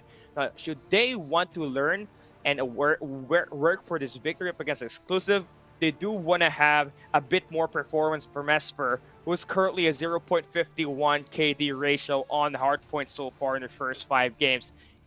Exclusive, they're going to come right through you on this map number 1, and they're going to go in aggressive, so better prepared if you are 21 Savage Immortal. Well, good. I mean, this is gonna be a really, really brand new map for this day. We're gonna be heading towards Hacienda to start things off at Hardpoint, but we're gonna be heading towards Coastal and Arsenal back to back here for Search and Rescue and Control. So it seems like Savage Immortal, they managed to at least pick 2 maps for each, and it seems like this is gonna be their stronger maps: Hacienda, Arsenal, but Exclusive, they need to at least play well here. If they chose Coastal, they need to at least make sure that they punish Savage Immortal on this round. Make sure to grab that win as well. And then from there, they can like easily snowball for the Arsenal. They can like have that momentum. Even though that Savage Immortal picked that map, they might like even they can like easily go into that map as well and then snowball after that. But if they can do that, that means they have the full control over this series. Exclusive, that's what they need to do in order for them to show Savage Immortal that they're the better team. But for Savage Immortal, they have that objective not to let Exclusive dominate the series.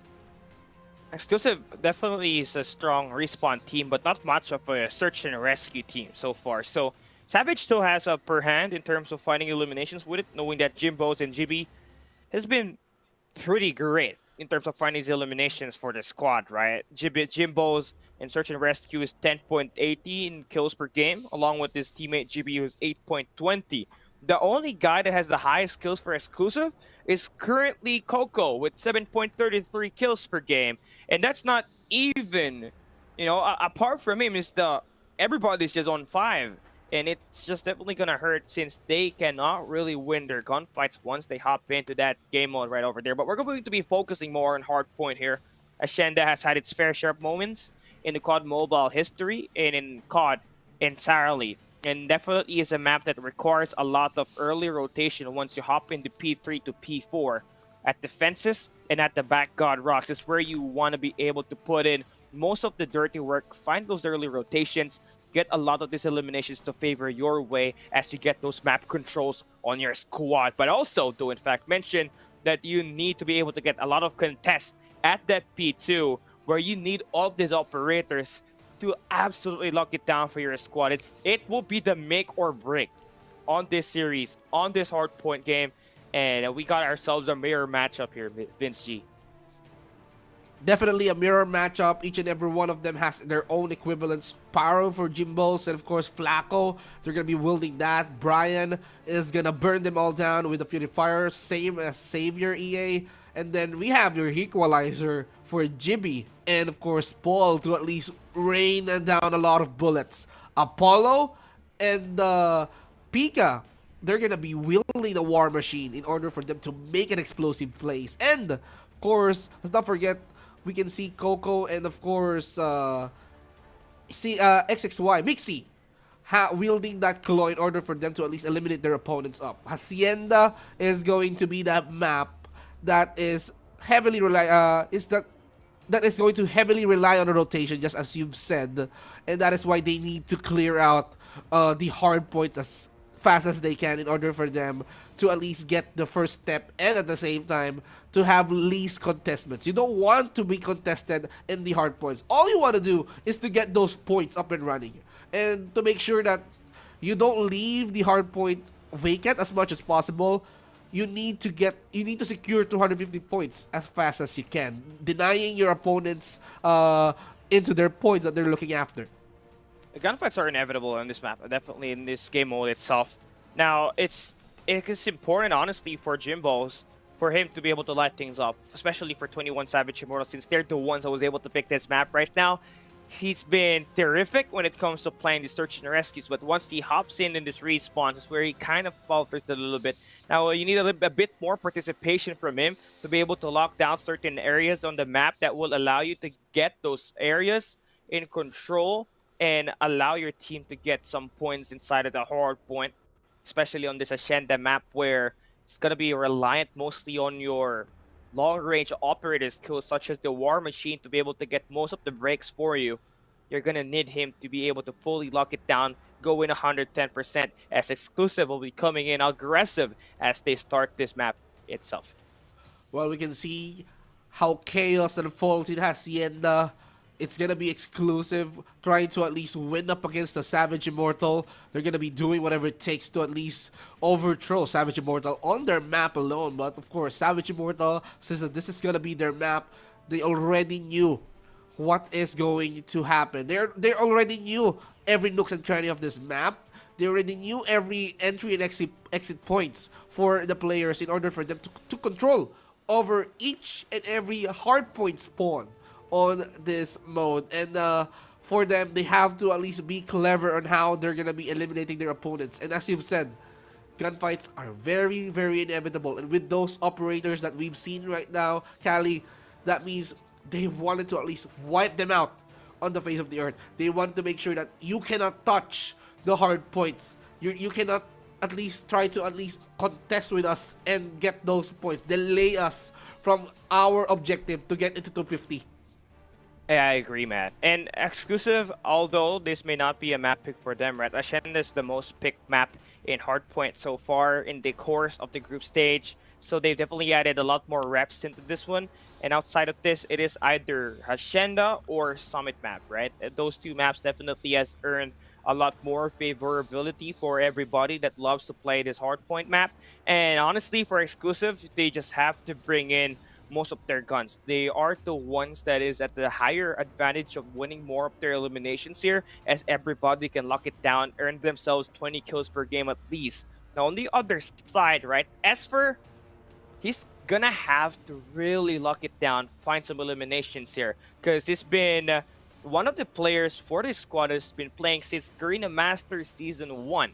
Now you're gonna want his experience to be able to carry through right over this matchup to finally get another win on your board, get yourself another victory that will allow you to at least play for the standings. It allows you to bag a bit more points, a bit more money as we end this group stage itself. You're already out of playoff contention. You still do need to fight your way into this. Maybe get that fifth place on the standings, find your way through, get that extra bit of money to finally lock it down and end on a high note.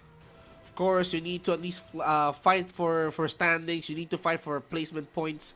You need to at least fight your way, get as much wins as possible, and of course, having these competitive players go at it again, we're gonna be up here for the treat. But you know, we're gonna be having a really tough time trying to at least hold this game because we're gonna be so much excited to look forward for the series, Cali. Yeah, and when we go right back after this break, we're gonna see the first match be carried over. We'll be right back.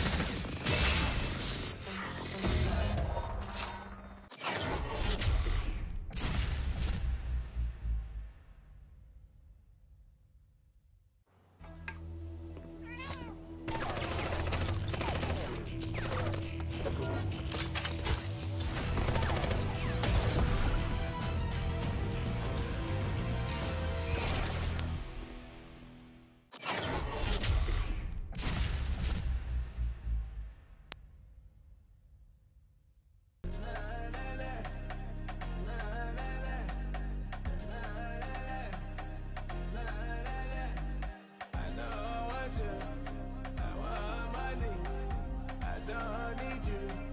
I want money. I know I want you. I want money.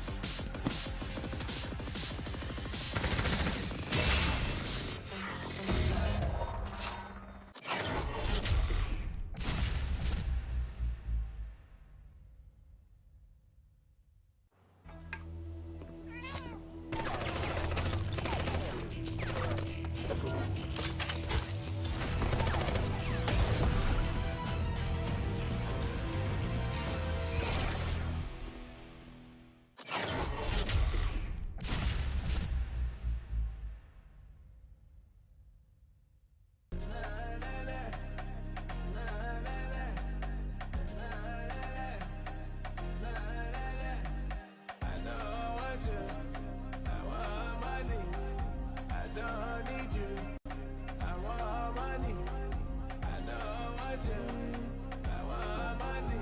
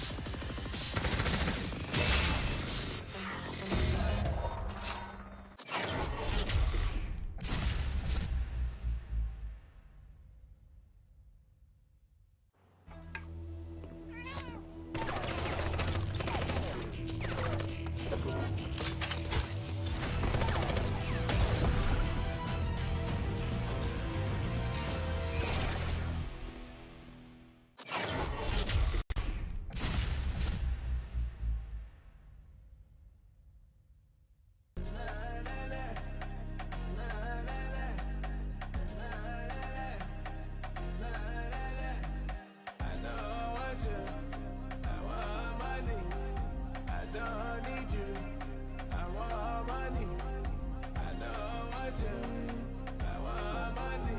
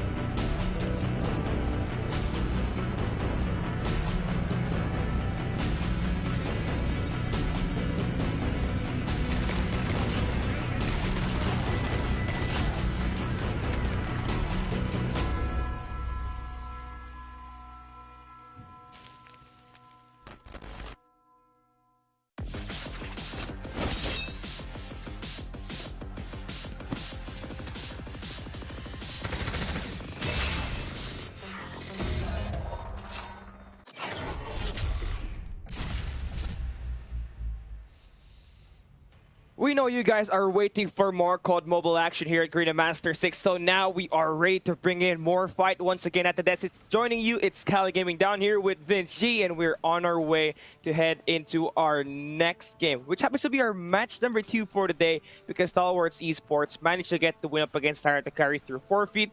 It's just sad because Tyrant Akari cannot complete their 4 members or 5 members just to compete up against Stalwarts eSports today. So now it's going to be DVK and Classified Pegasus going on their best of 3. Now, this is also a very important game here, Vince G.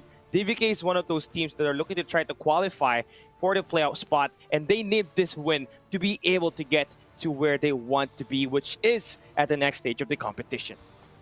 And now let's see the lineups here. Classified Pegasus, we have Clashers, Ren, Vibes, Chase, Ridza, and of course Kims. These are the players of the Classified Pegasus. And of course, speaking of wins, Classified Pegasus needs to at least get that win. Well, of course, they are trying to at least prove that even though they're in the bottom seed, they are ending this group stage with the win. But they'll be facing up against DVK Oblivion. That means DVK Oblivion, I believe that they're on the hunt too. Yeah, they're on the hunt, right? They want to get this victory to be able to get to the top 4, earn their ticket into their first ever Garena Masters playoffs, which is absurd because of how much talent this team had back in Garena Masters 2, 4, and 5 itself. And now it seems like they finally got themselves the lineup that they want to have, and that is getting NU Aski into the roster, right? Former PH champion back when he was under NU Anarchy. You also do have a standout in Cash TZ, who's been dominating most of the competition in the collegiate scene.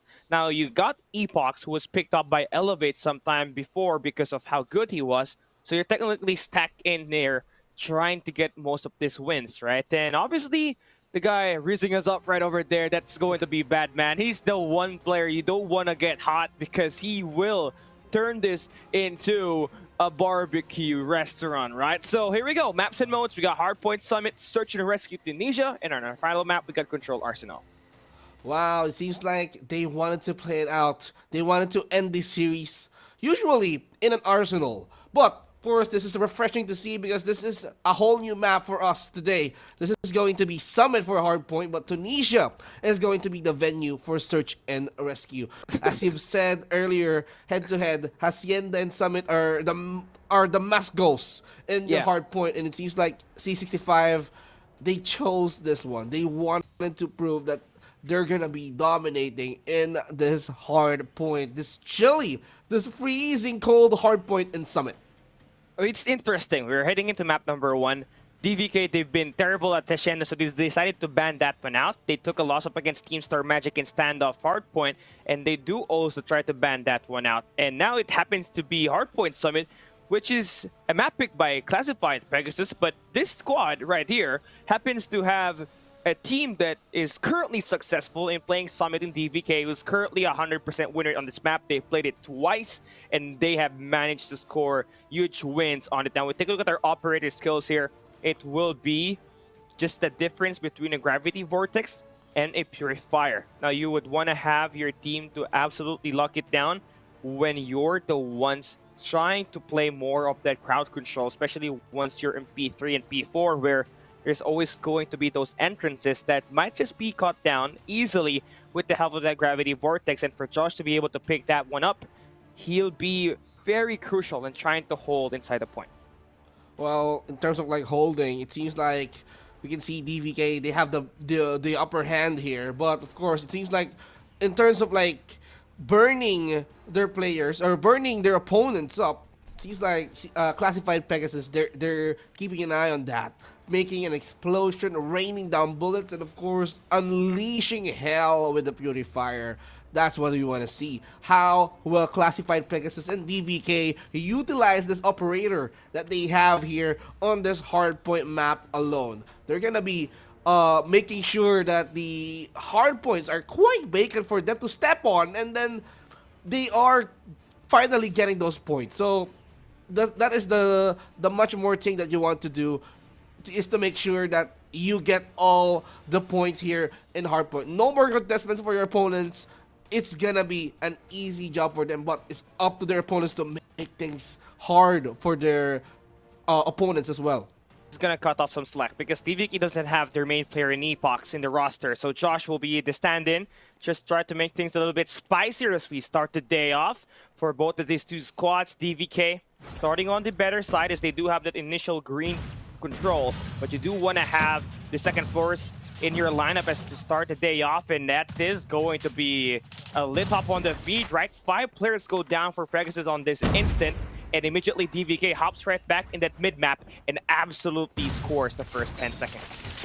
Seems like DVK, they wanted to make sure that they're going to be stepping on the gas real quick, but we see some contestants here happening right now as Classified Pegasus is trying to resist. Delayed them a couple of seconds, but DVK still has the upper hand. But in terms of like controlling the SP number 1, DVK has the better job. They're shutting down multiple entry points for the Classified Pegasus, and that is why it's just hard for them to contest on this first hard point. Yeah, Josh is just trying to own it up, right? 44 seconds already inside of the hard point. He's got 4 kills to back him up right over there. And also do mention that DVK is able to flip that spawn down. They have the Green Raider in control that will give them that favorable spawns heading on to next. Now, one thing that is missing is the player who will be getting that second floor in the control room in control for them, just to be able to get more map control, get this on going for them. Seems like that's going to be bad, but he's going to get taken down. And there you got your squad right over here in DVK, earning the first 10 seconds of this P2.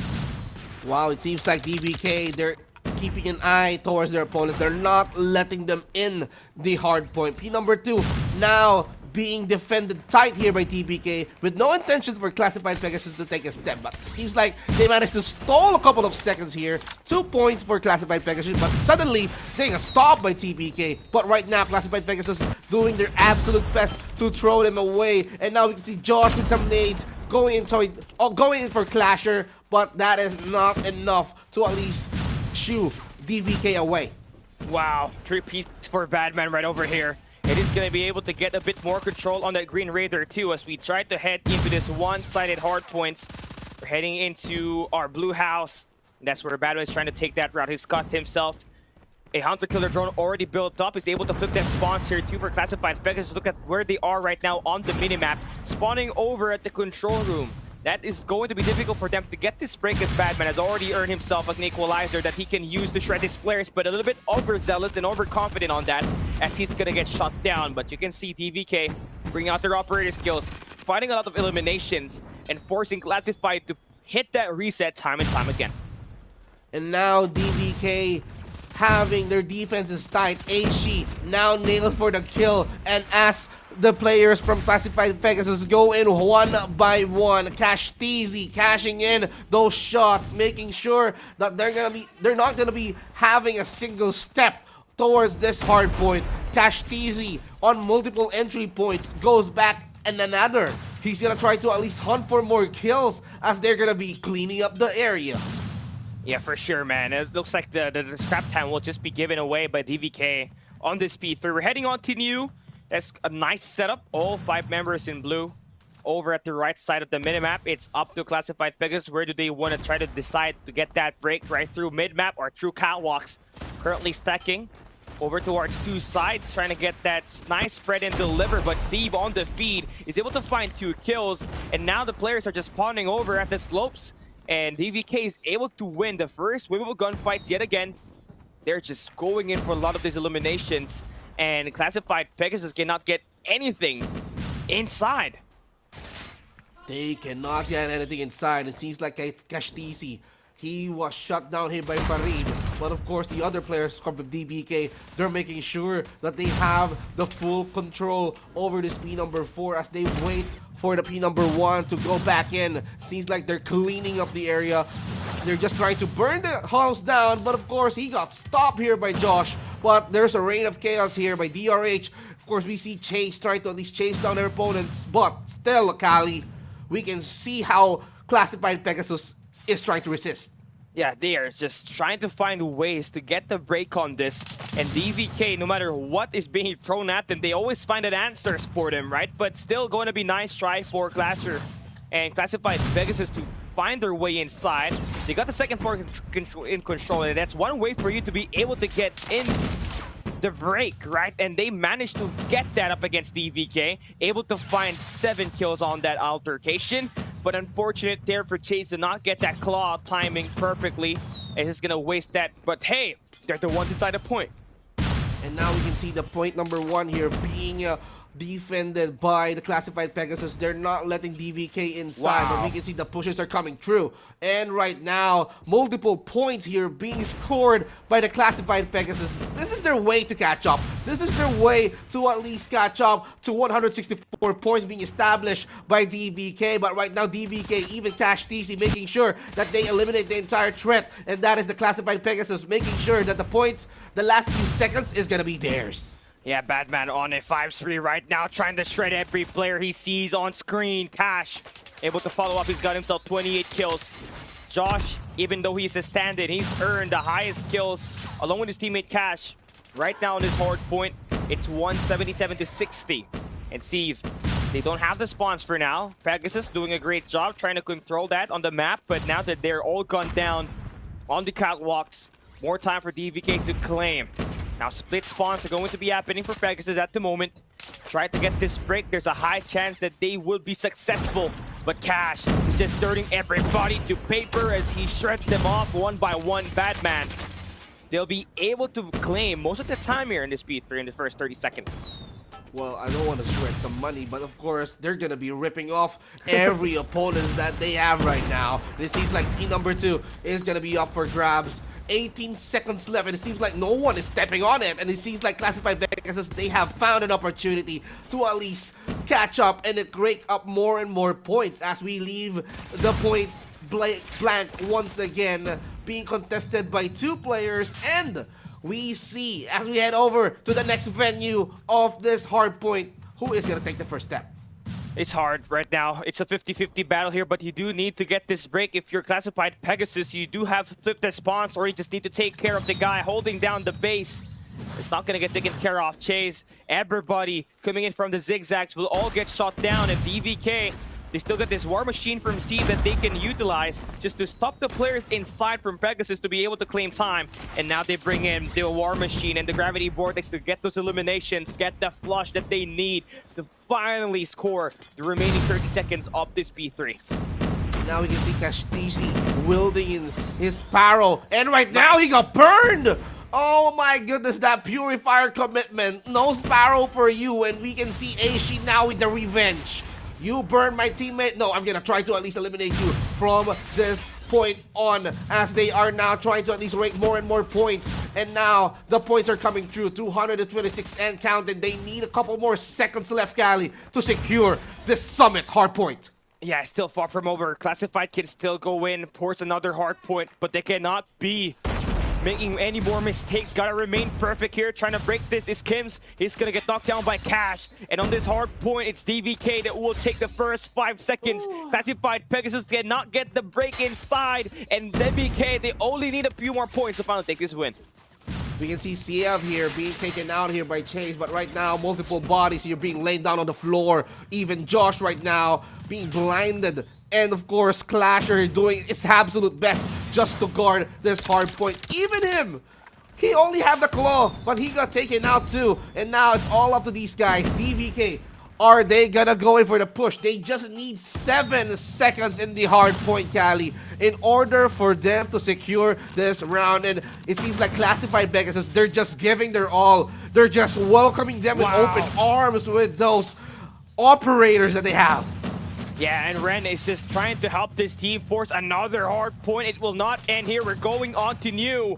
And it's a race. They already got momentum, but they burned 3 operators along the way. They got the Predator missile locked in. That will be extra information. Now for DVK, just 7 more points for them to take this win.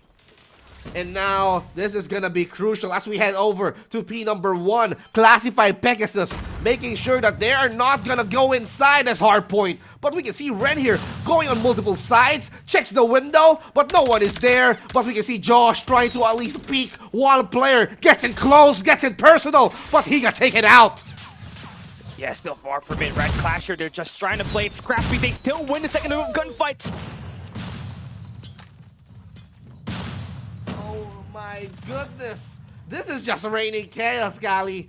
We can see Classified Pegasus. They are just trying to catch up, but look at this. Even Cash TC and Sam, they're going in hard. They're going in ultra aggressive as they seal the deal. They need 5 more seconds left. And Farid Sai is gonna get knocked down. The game is over. DVK wins this, but that was a close one. Classified Pegasus almost was able to turn the momentum over. But at the end of the day, they managed to absolutely close the deal, taking the high ground, fighting those eliminations, and at the end of the day, they managed to take the first one. But loving the fight that we saw there for Pegasus, right? They woke up, but it was just kind of too late there, Vince G. Of course, they managed to show their aggressive side, but I agree with you. It's definitely way too late because it's just a matter of seconds. It's just a matter of time, and then DVK, they went it hard to secure the summit hardpoint. So for them, they don't want to lose in their map. They don't want to lose in the map that they chose. They even know that they already had that in the bag. But of course, Classified Pegasus, they managed to at least give them a hard time. But that aggression that we see, I agree with you, it's quite late, but I want to see more of that aggression. It's just not their map. It's just not for this is not just for them, but might as well see that aggression continue towards the next set of maps. I can't wait to see Classified Oblivion bounce back from that. I mean, this is the first time, honestly, I saw a bit more fight for Classified Pegasus. Then they were not just going up against any other team. This is a DVK Oblivion squad that has tons of experience playing respawns, and they completely, somewhat managed to find full control on P1, which is supposed to be very scrappy, but they win every wave of gunfights, allowing them to chain that P1 to P2, getting the comeback working for them, right? And obviously, what a nice finish that we saw here for Classified Pegasus as they managed to pull this one very closely, but TVK still gets the job done. As we take a look at our post-game breakdown, Cash, TZ, he'll be the main player getting this MVP for this squad, the standout coming in from the collegiate scene, able to get himself a lot of time inside the point, while also getting tons of these kills for the team. Also, Josh being the stand-in, subbing for Epoch, is able to get the highest impact on the team, providing the highest kills and the highest time that they will have on the point by any player in this lobby. This shows to you how much depth this DBK team has once they're in it, up against every team that they face in the group stage. No doubt about that. DVK, they managed to at least continue their winning spree. And it seems like classified Pegasus, they need to still search for that win. They need to still search for them to at least get their momentum up and running. But of course, having these two teams go on a head-to-head, we can see in comparison towards kills, hill times, and dominance. Whoa, Oh, 183 kills for DBK, but there's a lot of hill times for DBK, and as well as they managed to finish it off with 250. yeah, 6 minutes 39 for the hill times. And everybody was just doing time inside the hill, right? No matter what role you currently have on the team, you gotta be able to contribute inside because the main point of Hardpoint is get the most time inside of every flag that will be available on rotation. And for them to be able to capitalize on that on the first two sets of Hardpoint, they completely managed to run it down, but still going to be a nice try again for Pegasus for keeping this one close. As you got a 250 to 163 on the dominant score, you're still favoring DVK Oblivion. But again, the fight, the wave-up gunfight for classified Pegasus, that was none, right? That was no one. That's the first time we see this squad be able to pull something like that, be able to go in for endless engage. Now we go in to search and rescue, heading into Tunisia this time. Still going to be reliant with your snipers. And if you are Clasher, you would need to have your main player. Looking at the classified Pegasus, you need to have Clasher become the best player that you have on the team. He's been fragging crazy on this map, 10.50 kills per game. So DVK needs to be able to shut him down should they want to get this map to favor them. And now we're heading towards search and rescue. Seems like this map being picked by classified Pegasus, it did not work out for them. It was DVK Oblivion who managed to at least get that first win in this entire series, but it's all up to them to at least prove us wrong. It's all up to them to prove DBK that, of course, we're gonna beat you in your own map, like just like what you've did to the Summit Hardpoint. So we're heading towards search and rescue right now, and they have to set the momentum. And I kind of like to see the momentum from classified Pegasus in that Hardpoint roll and transition over to this search and rescue, because it's kind of late for them, but it's not too late for them to at least be awakened in this series and, you know, grab those upsetting wins if ever that they can pull that off. It would benefit them greatly if they were to start on the attack side on the search and rescue Tunisia, but they're the ones on the defense. So they're gonna have to play spread out around the map while they play guessing. They play a guessing game where DVK would love to pull that bomb over to whatever site will be available on this map right now. And for DVK to pick a map that they have been found any win so far, they are looking to try to really experiment, finally get that confidence into the search and rescue Tunisia, because they lost this one time up against Stalwarts eSports. It wasn't a great match, so they definitely do need to get a bounce back here. Their Coastal have been amazing so far, but they need that second map to get that repetition in. And for them, they feel like it's Tunisia, because once we hop into the playoffs, it's going to be a grueling best of 5, right? You need 2 search and destroys, 2 search and rescues, 2 hard points. And for DVK, they need to find a second map. And it seems like with this map pick right here, it's intentional, right? You got Coastal, you also do have this Tunisia map that they're looking to try to bring out, maybe find something. They need to find that win in order for them to at least be confident enough to proceed towards the playoffs. They need to at least make sure that they already know the nooks and cranny of this map alone. And just by choosing this map, I believe they're very, very much confident that they are going to be winning this one up against the classified Pegasus. And for classified Pegasus, it's for them to prove them wrong. It's for them to prove that you need to be scared of Tunisia, even though you chose this map. We're gonna bring you a lot of trouble in this map. You're not gonna be secured on this map. We're gonna bring you we're gonna hand you your loss in this series. We're gonna get our first win, and we're gonna be choosing this map. We're gonna be choosing the search and rescue mode in order for us to at least bounce back. You've seen us try to at least catch up in Summit. Well, that's not the end of it. They're gonna be trying to at least prove their worth here on this exciting 7 rounds of search and rescue, Kali. I mean, for Classified to be able to get this win, right, they need to have Clasher able to get it working with his 10.50 kills per game, which is one of the best by any individual player in the season so far. You would need to find some major player that can accompany him, be that second leader in terms of finding these frags, especially on a turn-based game mode like this search and rescue, right? And honestly, for me, it has to be Farid Sai, right? He's that guy that can really lock it down, get his eliminations on Hardpoint, but somewhat just underperforms once we hop into the search and rescue game mode, averaging only 3.80 kills per game. He needs to be able to get himself involved in these gunfights, help his team find those first bloods, cut off players on a rotation, and to be able to get that information as that other sniper that the team has on this map.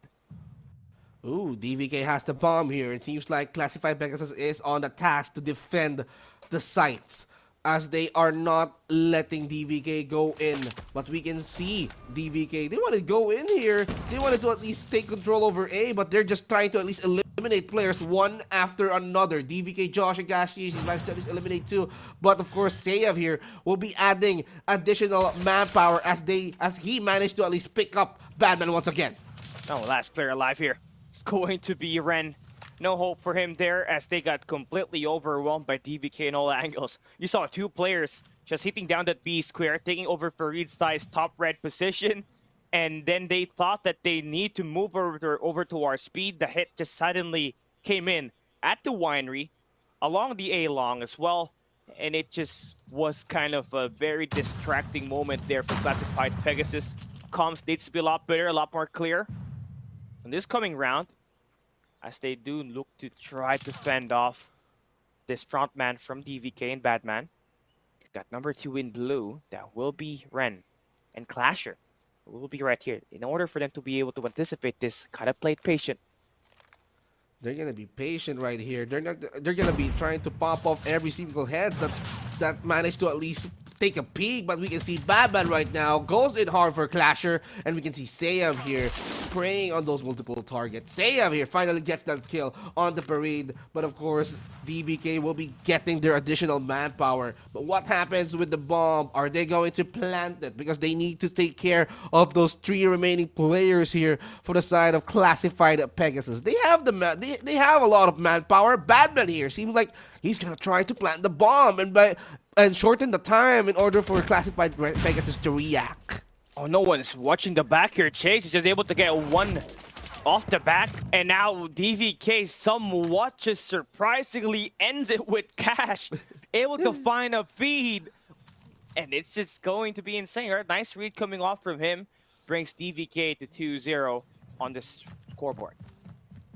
Now we can see them rushing towards B once again. But it seems like 2 players trying to at least confuse the members of the Classified Pegasus. Now they're going in all out here. They're defending the A side, but a lot of bombs here being sprayed. But what is this? I mean, he's regrouping with his teammate. They're gonna go A. They wanted to at least get a lot of players down on their knees. They wanted to at least eliminate 4 players coming in from the side of Classified Pegasus. They wanted the hard route. They wanted to at least pop a lot of heads here, but are they gonna be successful? And the flood is just working through now as Cash is able to take that trade onto Clasher. Ooh. Ren still trying to play up close, but he's gonna get knocked down by Josh with that scope. There we got the full A site now in the hands of DVK. They can put that bomb down, but it's still a doable 2v3 situation here right now for Clasher. And Classified Pegasus Chase wins a huge one onto Batman. They will be able to get this rescues done. That will be a 2v4 with 40 seconds on the clock. Now back to at least 4v1 scenario as they are trying to take control over each and every one. And of course, Josh here is gonna take the final blow. 3 rounds here being won by DVK, and it seems like they're on a roll, Cali. Yeah, for sure. It's just that Clasher needs to find his teammates long-range support, right? I mean, Farid Sai is cutting down that B site once again.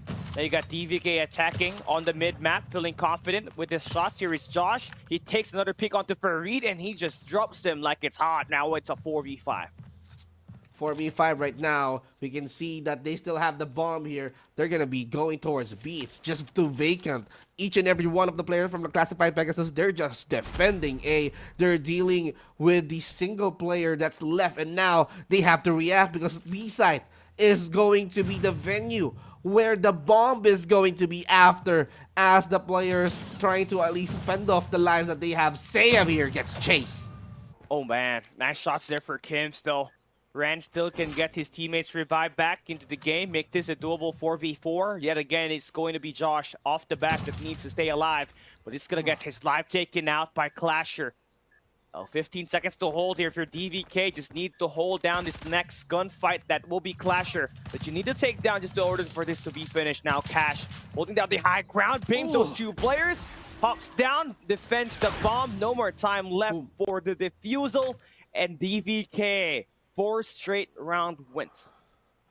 DVK, it seems like they're very, very serious in winning this Tunisia map, Cali. They cannot afford to lose on this map. It seems like they're preparing for the bigger one. They are trying to at least get those second maps up, and they're making sure that they're going to be trying to at least win each and every round that they have right now. It seems like they're going to be starting to at least go for the push. Oh yeah, 2-piece there for Batman right over there. Still on rotation. 2 players from Classified, Pegasus, Clasher. And Farid making their way on the connector side. Cash holding the head glitch here. He can just take a swing and already puts this guy down to a close. But Farid off the back will get killed. It's going to be Clasher right there. Let's hold down to Farid here. Ooh, but he got spotted, man. They are now trying to at least make this a very, very fast game for them. DVK, 2 more round wins. And they're gonna be having this one in the bag. How will Classified Pegasus hold this bomb for them? How are they gonna be bouncing back? I mean, Ren just needs to fully activate himself. There's still 0 kills on the first 6 rounds of action. Can't afford to lose any more than that, as DVK is going in for the beatdown.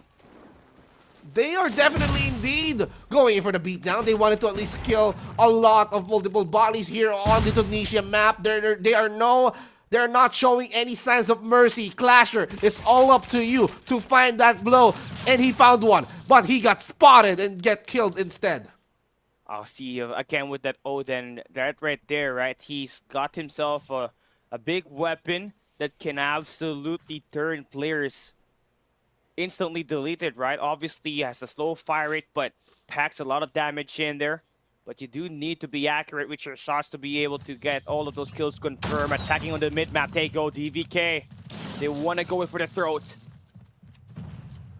They are definitely going in hard, and even Sam here, reducing the numbers here. We're seeing 3 versus 2.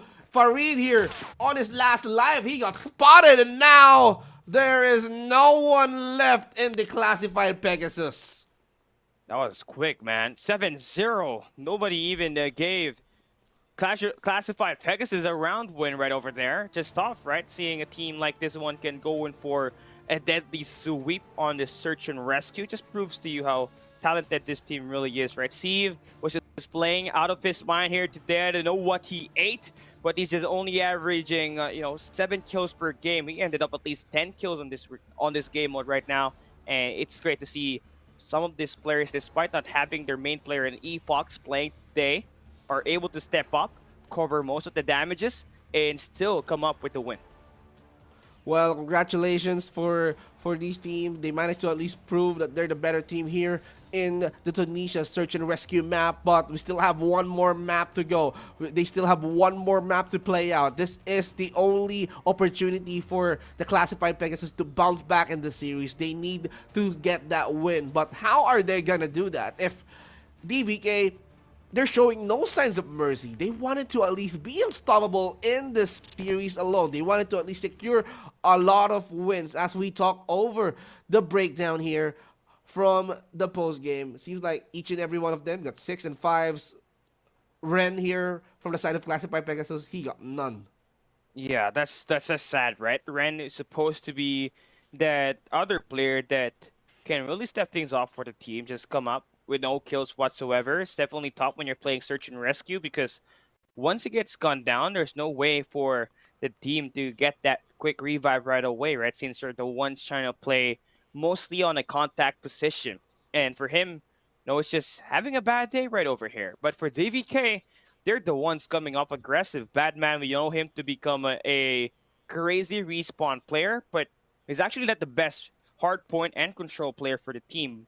Now, definitely a flip that's happened so far, but a bad man definitely knows how to play the search and rescue, getting a little bit more smarter and getting that IQ done, especially for a player of his caliber that has only played the Call of Duty mobile game in just 2 years, back when he's with NRX Crush, back when they were playing for LF Org right over there, right? So definitely it's a nice progress that we're seeing for Badman once he's playing the search and rescues, but his teammates definitely did most of the job in there too, especially for Steve to go out there and lurk, get those eliminations through balconies, cut off players on rotation, really paved the way for DVK to pull up a 7-0 on this match.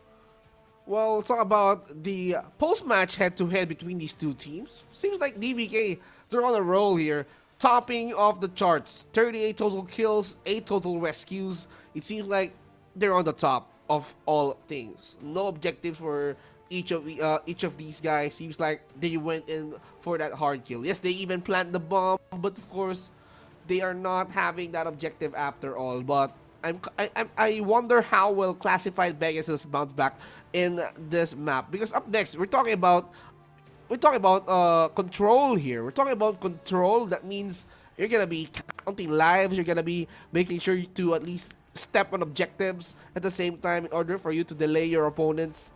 It's all up to them to at least reduce the lives. It's all up to them to at least reduce the lives from each and every one. So we just have to hang on to our seat. This might be the map that Classified Pegasus is looking for, but it seems like DVK Oblivion, they're in the best shape. So it's really hard for them to at least have a stop right now. It's really hard for each and every one of these guys to stop them.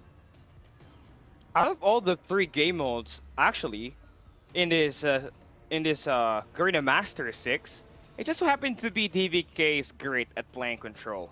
No matter what map it is, they're currently standing at 100% win rate up against every team that they have faced so far, including Team Star Magic, where they defeated them at Control Seaside back at the first day of the group stage. And we're already at day 11, right? And this is going to be a first time, actually, that we're seeing DVK play in Control. So that's going to be a nice pickup for C65, because they know for sure that Raid is kind of very hard for them to play at, knowing how fast DVK can play. We saw that on Hardpoint Summit.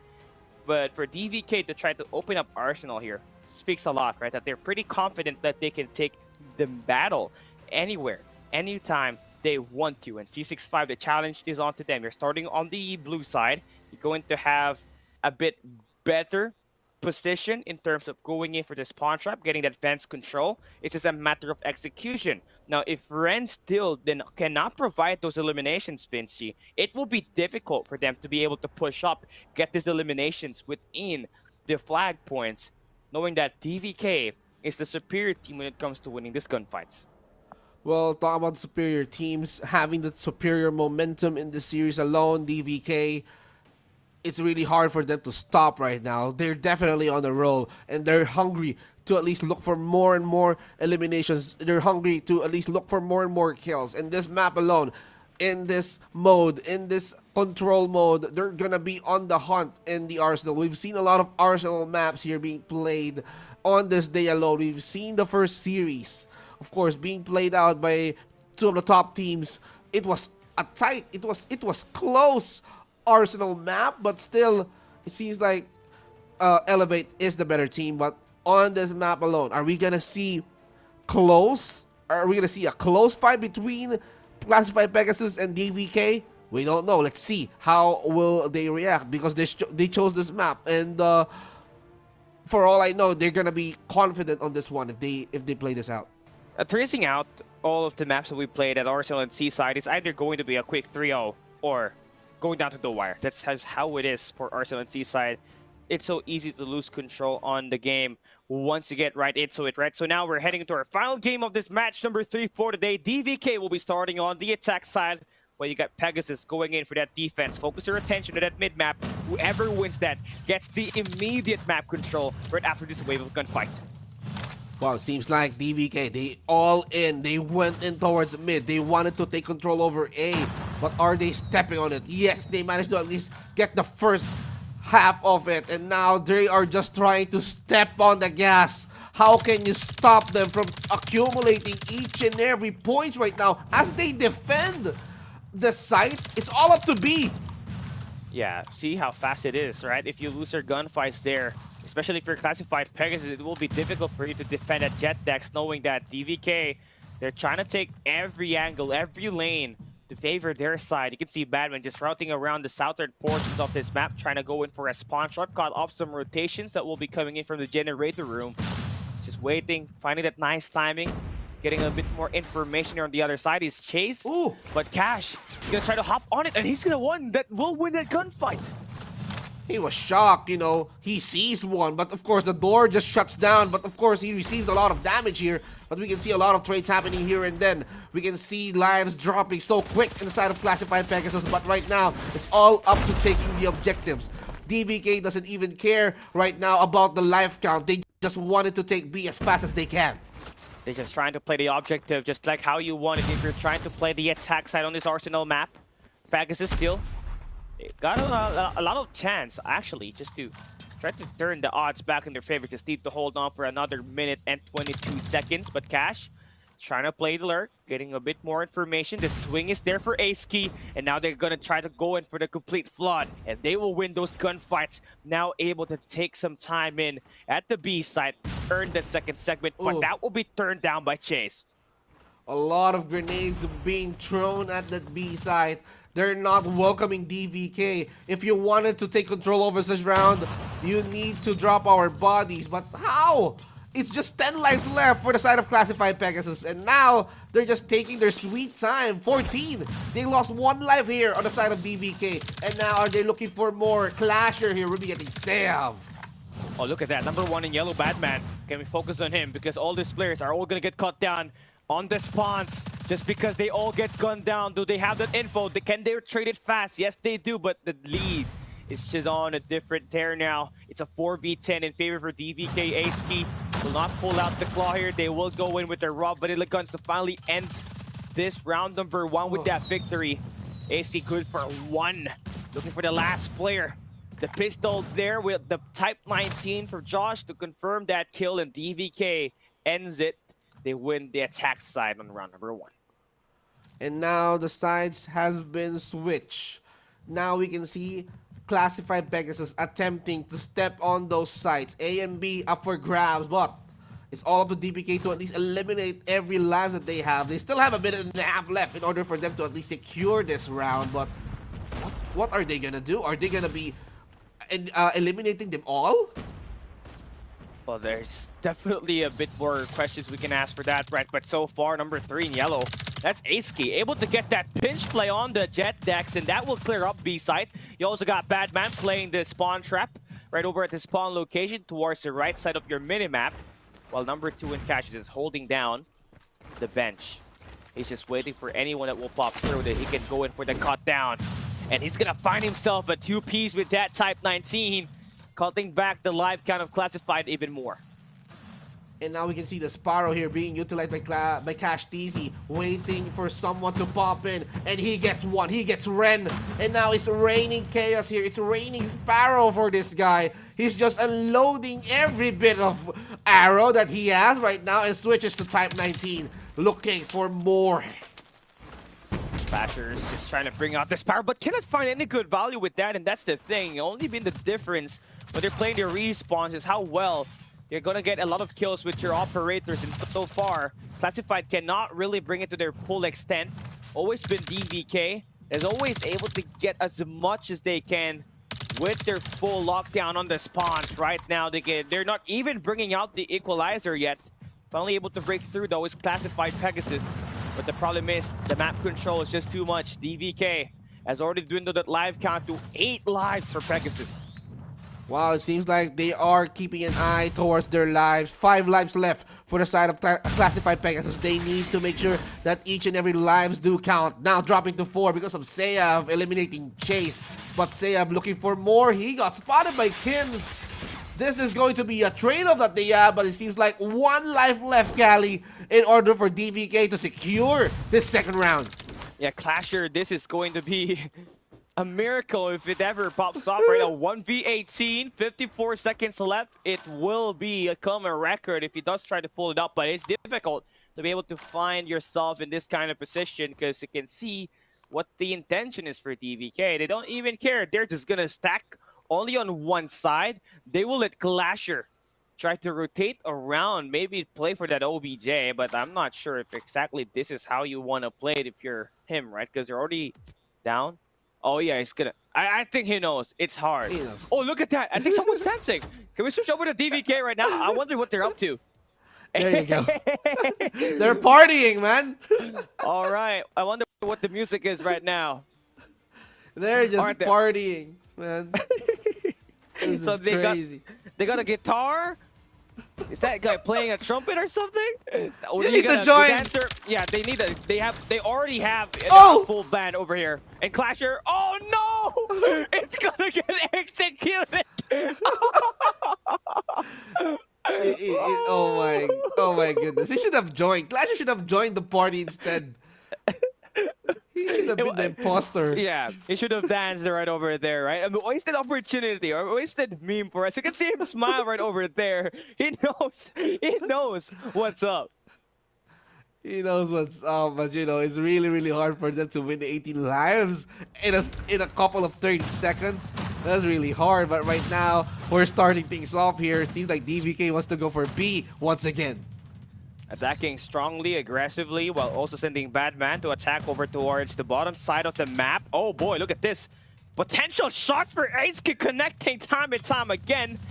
And you also got this equalizer on the spawns from Badman. And on that first 15-30 seconds, that's already like a massive 11 lives lost for Classified Pegasus. And of course, Josh unleashing hell with a Predator missile, eliminating 3 on that single blow. It was quite insane, and you know, 16 lives here by Classified Pegasus. They need a safer approach because it's all up to A. It's a different approach, Cali, to what they've did. They went in A first in the earlier round, but right now they went in B, the hardest one. Oh my god, this is just absolutely monstrous for DVK right now. Every value, every kill that they get with the operator just comes in super easy. And that right there is done. You got the objective A lost. DVK finally takes the win, and that means they will be advancing as the 4th team at the group of death to advance to the playoffs. The first time that this team gets themselves to the next stage after a couple of seasons in Garena Masters. DVK Oblivion, they managed to get their win on a perfect series. 3 maps, they definitely won that round, but of course, kudos. We can all say that, of course, we can all say that the Classified Pegasus, they did well on that map. They have been so competitive, but of course, it was DVK who was the better team. But of course, it's not gonna hurt to try, and at least these guys, Classified Pegasus, they even try to at least unleash every bounce of blood that they have here in order for them to win even a series up against them. But of course, cheers, kudos to at least to Classified Pegasus for at least bringing whatever they have right now in order for them to win. But of course, DVK, congratulations as well, Kali. They did the unthinkable. They did what's best for them in order for them to qualify. Yeah, still going to be a nice try, by the way, again, for Classified Pegasus. Although they are not already in a spot where they can qualify at the playoffs, they still continue to play and also try to gain as much as experience going up against the top dogs of the competition. And if they could have been at the Group P, they could have stand a bit more chance, actually, in trying to secure a top 4 spot. It's just that the luck was not just on their side this season. I mean, you are in a group where you got Tara to carry, Stalwart, Elevate, Team Star Magic, DVK Oblivion. Obviously, it's going to be difficult for you to be able to lock it in, but still going to be nice. You know, a nice experience all the way through to be able to go up against world contending teams, you know, world championship caliber players, and teams that have already won every Garena Masters game so far, right? So that will end our match number 3. DVK, they will end this 3-0, a quick one, with Steve as their MVP. Siev here getting a lot of kills for them. Dying 9 times isn't like a bit of a problem, but he managed to at least get the job done, eliminating 23 lives on his banner. That means Steve here is definitely crowned as the MVP for this control map alone. So congratulations for DBK for showing their dominance, and seems like it's gonna be them. It's gonna be them choosing which one goes first. If they're gonna be trying to at least deal with the lives or probably go for the objectives. But on the third map or the third round on that control, they did control every bit of points right now. And now we can take a look at our post-game head-to-head, see where the difference is at. Do we see an objective win for at least these two squads, right? Because, oh yeah, for sure they do, because on that search and rescue, there was none.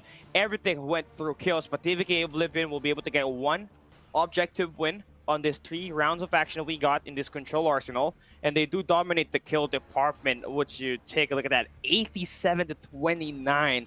Ooh. Doubled, tripled with what classified Pegasus has. Indeed, and they are trying to at least figure out how are they gonna win this control map. It's all about taking lives, and it's all about taking the objective at the same time. Seems like the last round they executed it very, very well. They did had struggles in taking the objectives on the first round because they went in for the easy one. DVK they rushed in A. At the same time, they had a hard time taking B, and that is why they went in for kills. But of course, they after that round, Cali, they've learned their lesson. They went in for the hard one first, B side, and then they rushed A, and then they won that round.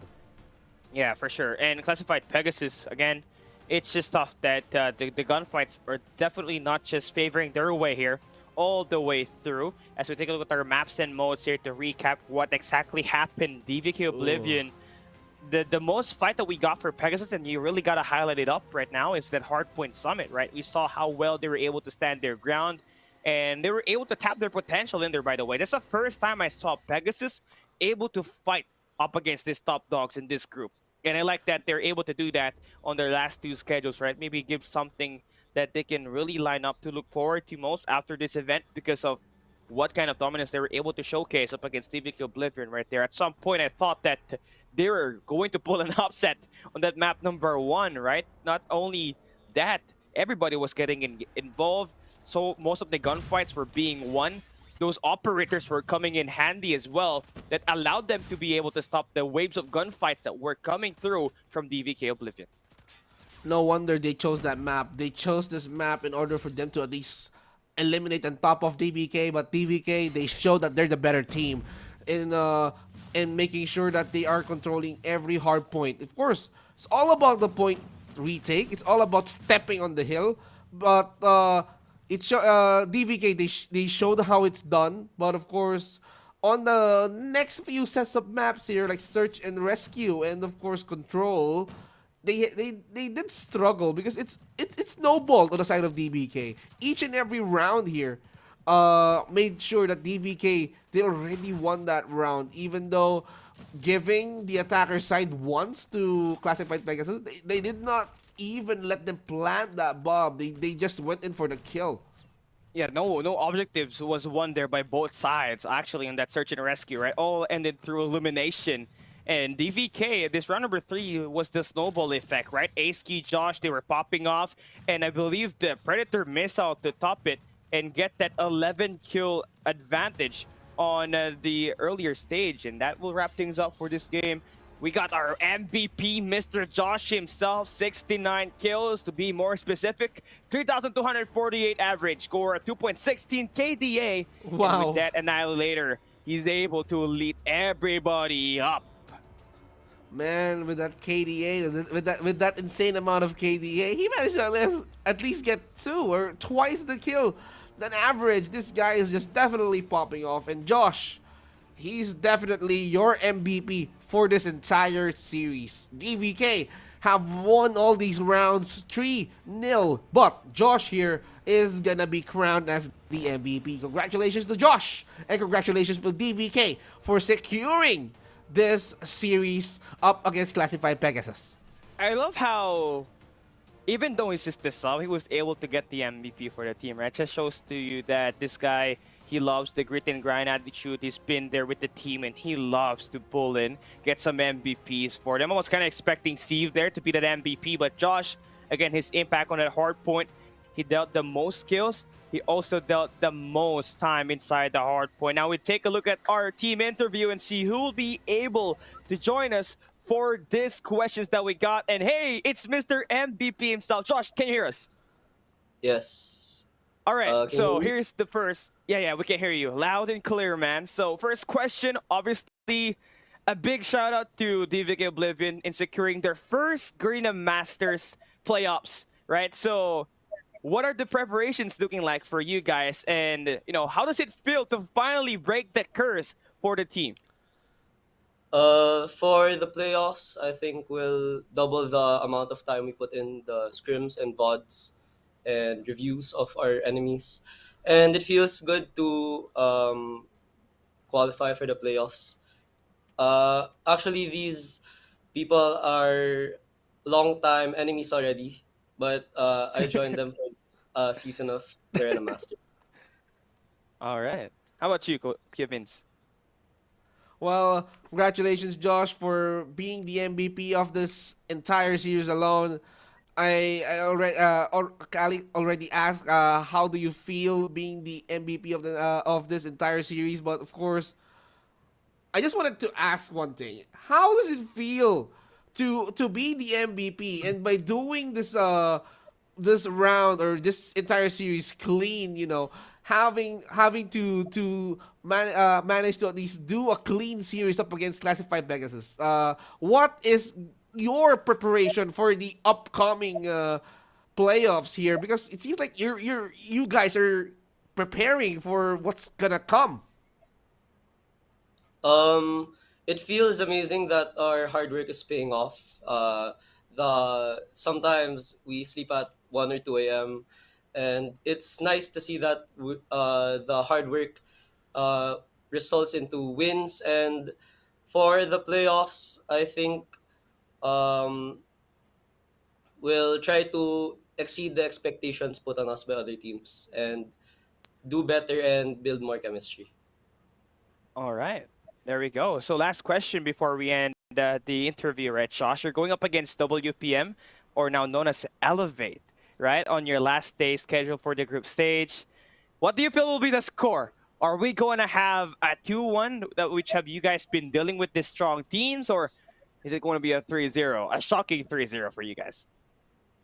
Uh, so very controversial. Maybe I'm hoping for 2-1 for the side of BVK. But Okay. Elevate is a very strong and ever improving team, so we have to train even harder and put more discipline in ourselves. All right. Thank you so much, Josh, for the amazing interview. Good night, and congratulations on the team win and getting your ticket to the playoffs of Garena Masters 6. We wave you a goodbye. Thank you so much for joining us. Thank you.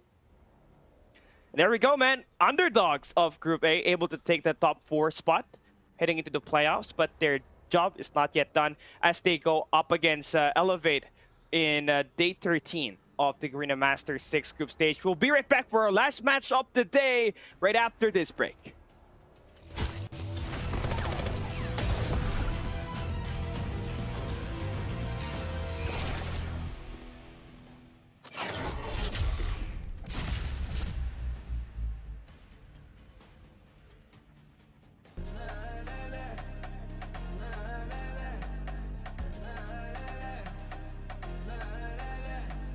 I know I want you.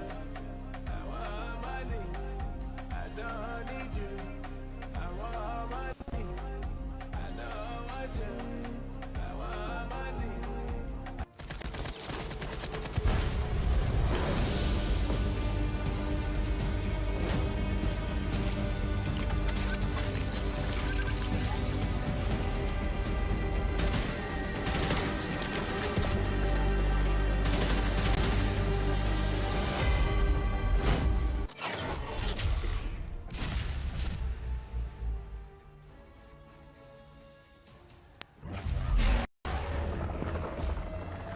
We are right back right after a literal quick break here in Garena Masters 6 group stage. Group A, day number 11, we are down to our final game of the day.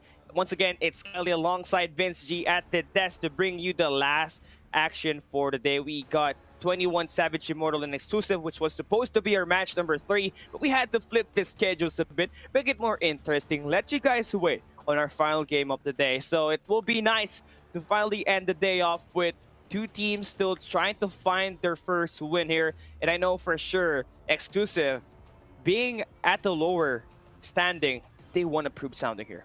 Of course, each and every one of these teams, Gali, they wanted to prove that they're the better team compared to the other, and they are trying to at least get that win up against their opponents here on this intense series. Of course, things are just really heating up, and after all of these preparations, we are now heading towards our main event. So we, of course, we're gonna be switching this match and forcing this one into a main event exclusive up against Savage Immortal, because of these guys, they're just really getting into it. They are definitely hungry to get that win, and there's no reason for them to lose, Cali.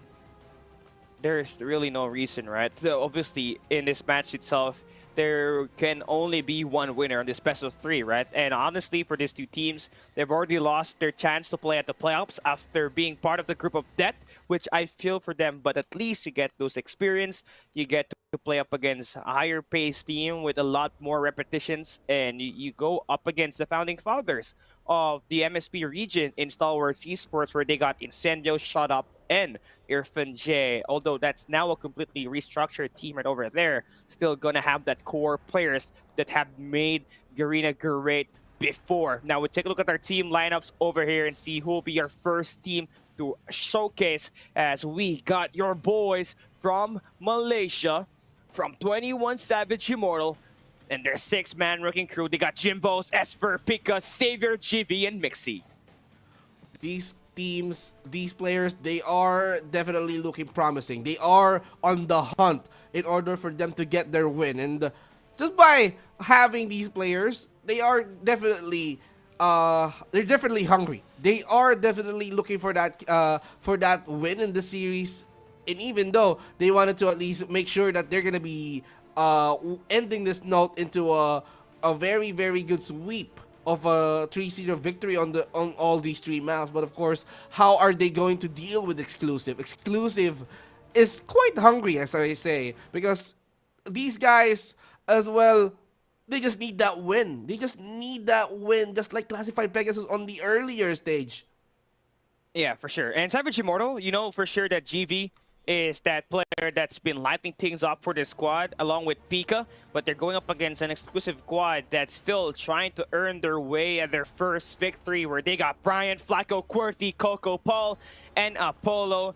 A full squad of Filipino teams that will carry the future of the Philippine region should they maintain, you know, the same amount of consistency, the hours, the days, the months of preparation leading up to this tournament time. You're going to really think that this team has something that will look to become the next best thing in the future, right? But now, on our final card, we get to see our final game for Group A, day number 11. Another best of 3 awaits us between Savage, Immortals, and Exclusive. And just like what we saw on that match number 3, we're heading to Hardpoint Hacienda on that map number 1. Search and Rescue Coastal on map number 2. And to end the day off, we're going to see full days of Arsenal. Can't wait to see what action happens right over there. I believe it's going to be 50-50, but tracing it back, heading into this map number 1, as we go to Hardpoint Hacienda, Savage Immortals, they do have a couple of players that can really stand out. Just like what I mentioned, GB, he's performing great in this map. He knows how to cut rotations. He knows how to light it up and score multiple kills on the feed. But the problem is that his teammates needs to be involved there. And I'm talking about Esper, who's only got a 0.51 KD ratio heading into this hard point, right? So it's difficult for you to be able to push up on maps if you don't have one of your members able to slay and proceed to what initially is the agreed rendezvous point once you hop in those hard points.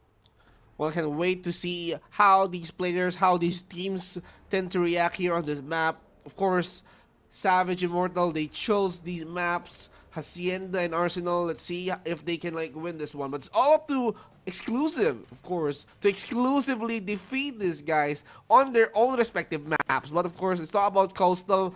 We've seen a Coastal map earlier here on the on the first series that we had here. Of course, between Star Magic and of course Elevate. Now, is this going to be the same scenario once again, or is this going to be a one-sided search and rescue, just like what we've seen on the previous series? I hope not, right? I want to see a lot more fights here, just like what we had between Team Star Magic and Elevate. I want to see a lot of these players just play their hearts out, become the best player that they want to achieve to be with, reach that top potential, right? So for sure, we're going to have a bit more close fight in this battle right here, right? It's going to be a mirror matchup on the operator skills. Surprisingly, we don't have any gravity vortex as the teams prepare to use that purifier.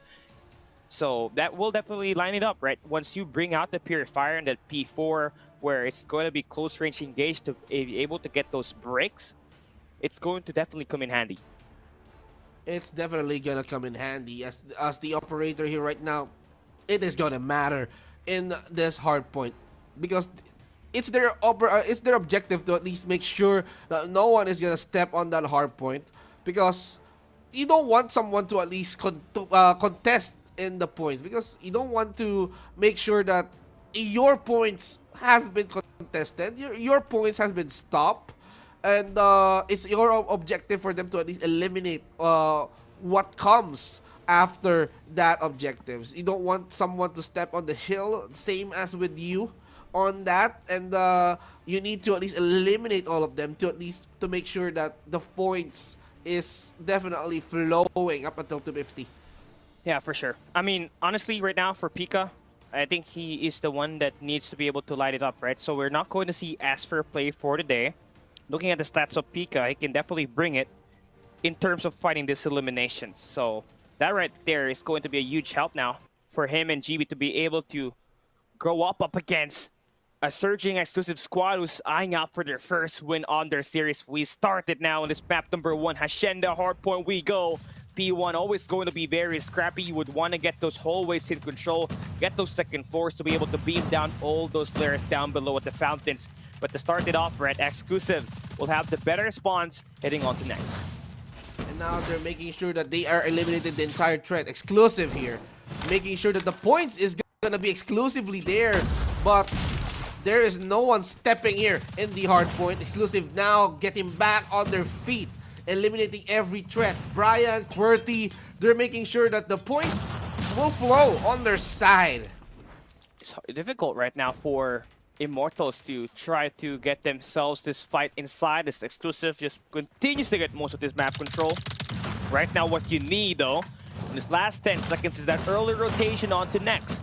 Cannot afford Exclusive Coco to streak up like this, as they're the ones just trying to own up most of the time in P1.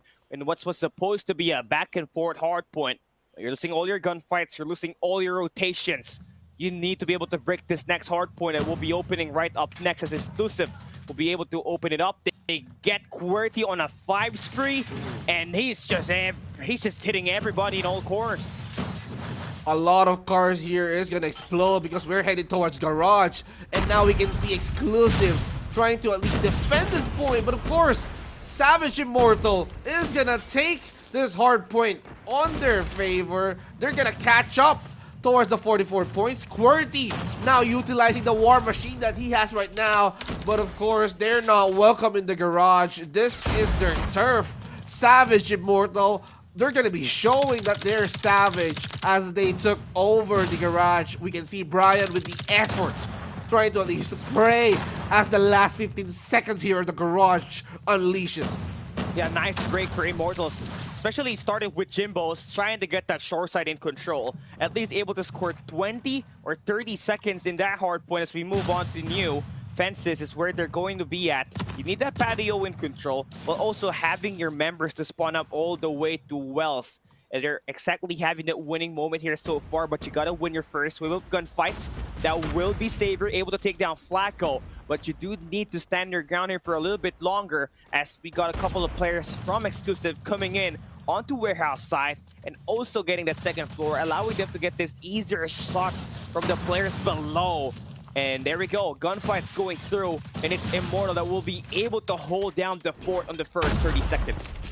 Wow, the things are getting scattered outside as bodies being dropped. Jimbo's here, gets back-to-back kills, but of course Flago is not gonna stop as well. But still, Savage Immortal stepping on this hardpoint alone, producing more and more points as they take the lead. Wow. 61-58, and now they're contesting this one, Cali. Yeah, this is where exactly Immortals is great at. This P3, this fences, this is where they know how to play the control of the map. And even despite that having their members to hold down the top floor, they're still even eyeing out for those exit kills. Those exit fills going to be hugely important to get that information where the push will be taking or will be taking place. And for Exclusive, that will be through the staircase, right from the boathouse.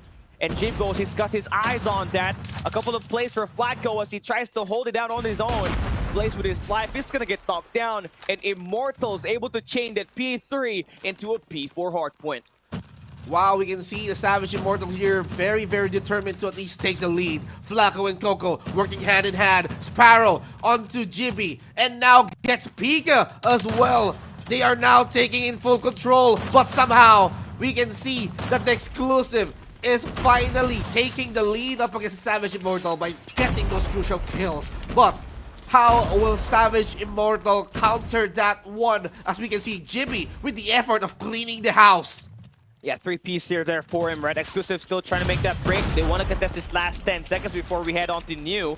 They don't want to get that lead to carry over towards Immortal and just try to snowball this competition. At the moment, still Hardpoint going to be contested. 50-50 battle on this P1 reset.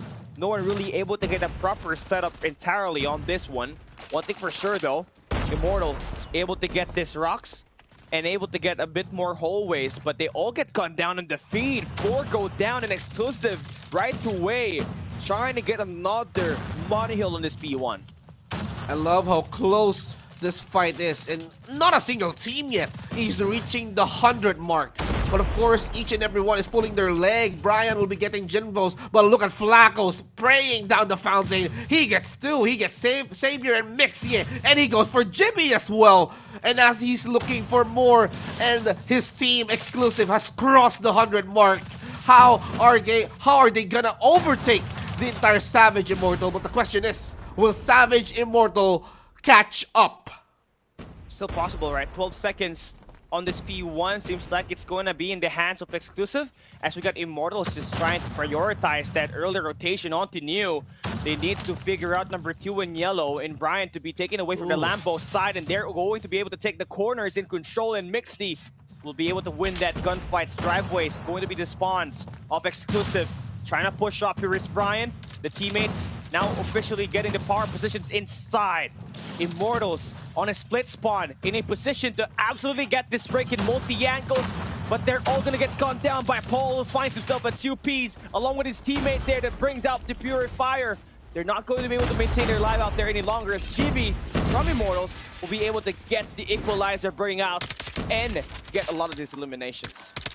Savage Immortal trying to come back with that one in this garage, but we can see the contestants here being made by Exclusive. Coco gets Jimbos, Flacco gets Jivy. A lot of knockdowns, a lot of takedowns happening right now before we head over to the next hard point. And we can see Jibby looking for that kill. He managed to seize one onto Coco, but what is gonna be up next, because it's raining hell in garage. We see QWERTY unleashing the war machine before we head over to the next venue.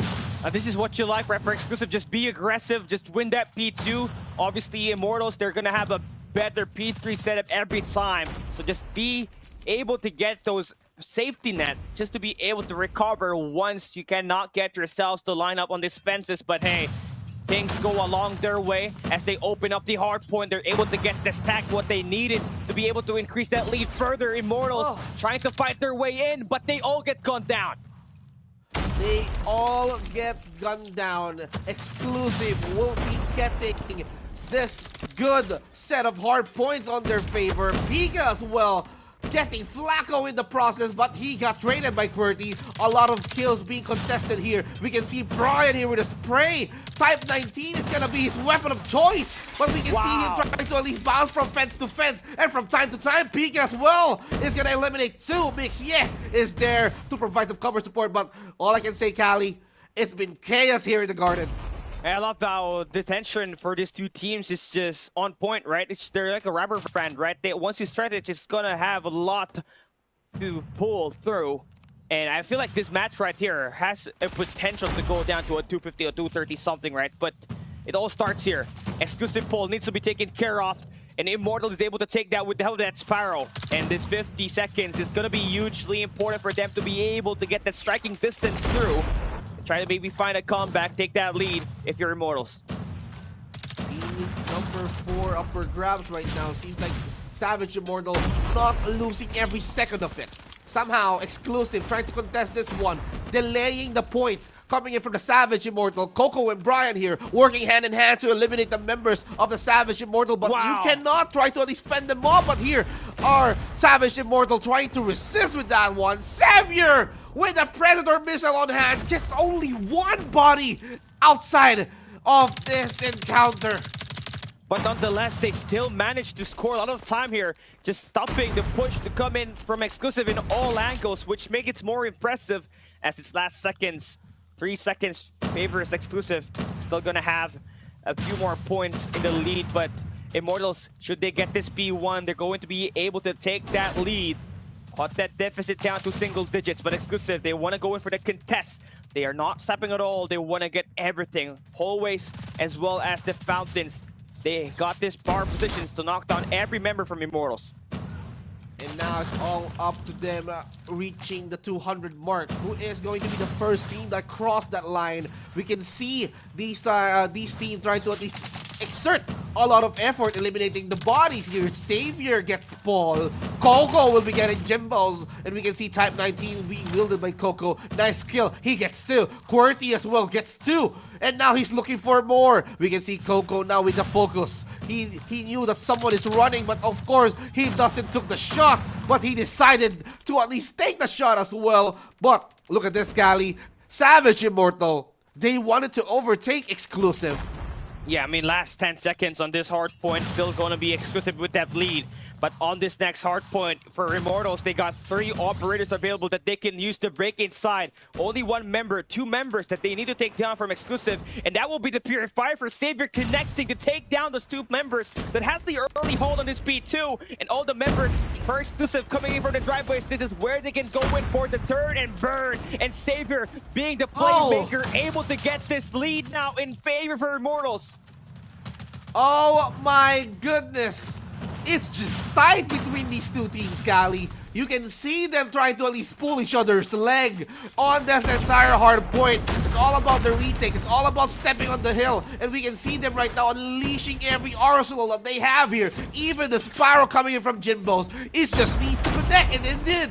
It did. Onto QWERTY, he gets 2. And we can see Jimmy as well getting a hell lot of kills. But right now, it's gonna burn the house as Brian pulls up a Purifier in the garage. They want to get the last 10 seconds. Make them a little bit closer in the distance in the point system that we got here. Race to 250 we go. Looking at the next Hardpoint rotation, Immortals has got a nicer setup, while you also have number 5 and GB playing for that exit kills. Is going to be able to intercept 1 member at least, but the turn on by Brian, that will allow them to play this a 4v5 inside of the point. Now 20 more seconds for Immortals to be able to get this win. And Exclusive trying to break this in multi-angles. Oh my goodness, Exclusive, they need to step up. We can see the Savage Immortal. They need 14 more seconds left, but this is the opportunity for the Exclusive to at least catch up. But wait a minute. We can see them trying to resist each and every player from Exclusive, trying to fend off the entire players of the Savage Immortal. Even the equalizer coming in from Paul. He's just trying to fend off the pushes that is coming through. You're not welcome here. We're trying to catch up. We're gonna try to overtake each and every one of you. And now even Savior here.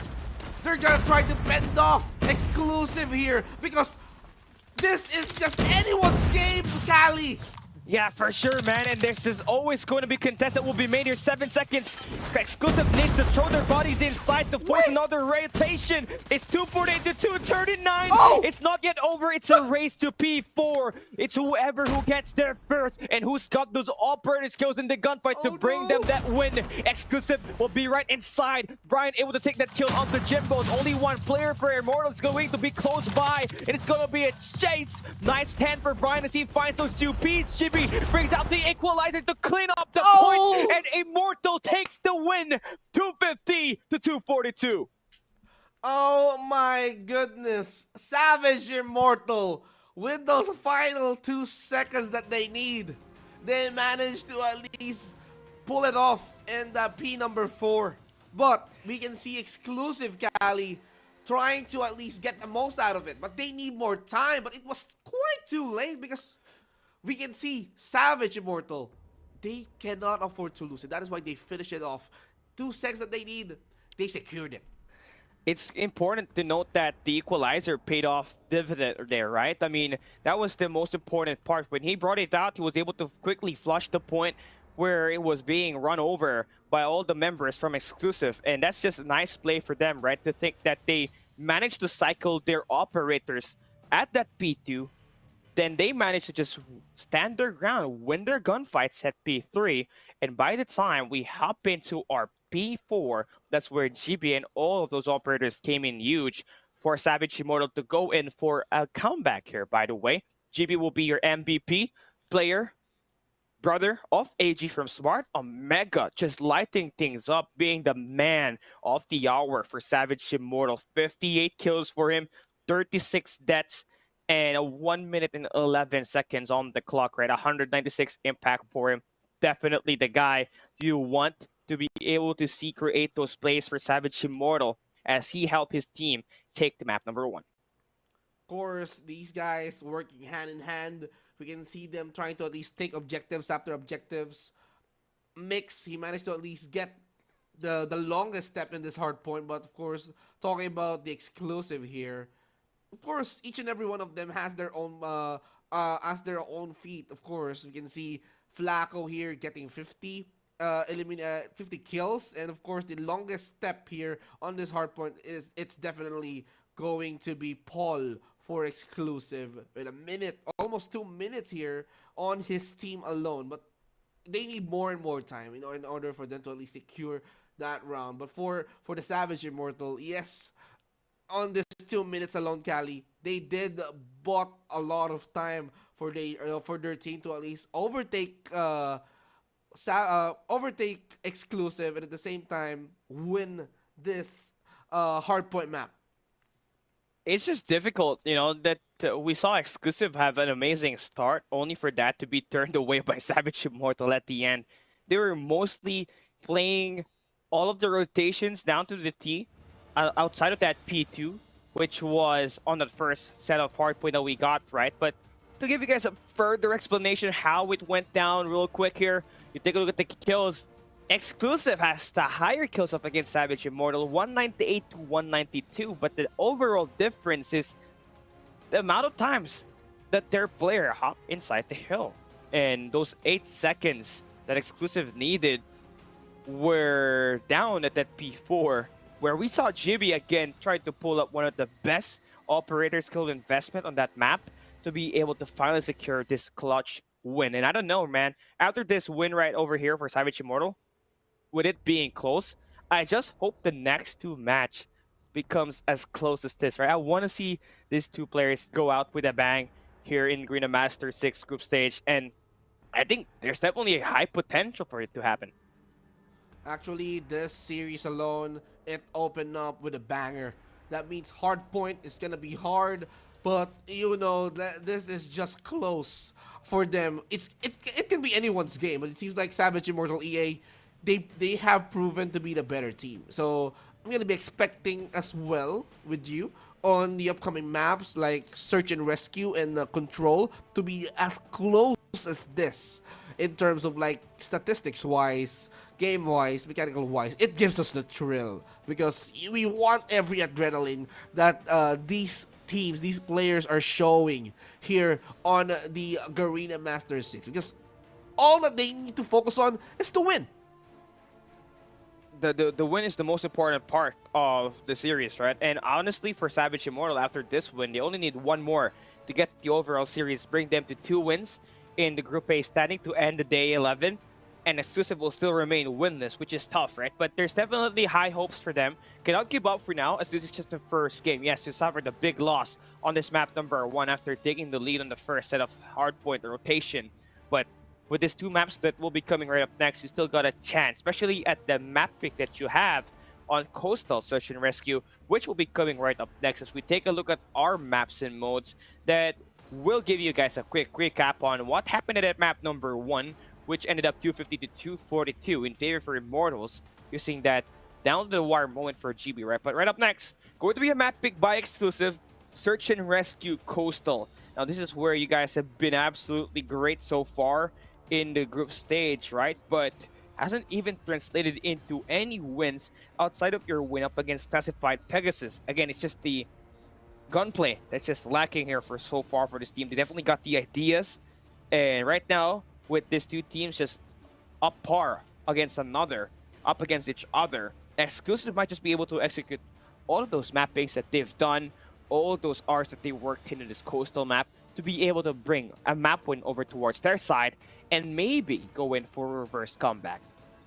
Well, definitely they chose this map and they have that full confidence in order for them to win this map up against their opponents, which is Savage Immortal. Savage Immortal, yes, they chose Hacienda, they won that fight, and of course Exclusive, they managed to at least catch up and almost win that Hacienda map up against Savage Immortal EA. But Exclusive, is all up to them if ever that they're gonna be playing this coastal map on their favor, not letting the Savage Immortal have their rounds, have their wins on this search and rescue. But I wanted to see tight games. I wanted to see rounds. I wanted to see rallies being happening here on the search and rescue, because it's all about planting, defusing, or probably eliminating all lives here on the search and rescue. Not giving room for your opponents to at least do a revive. You don't want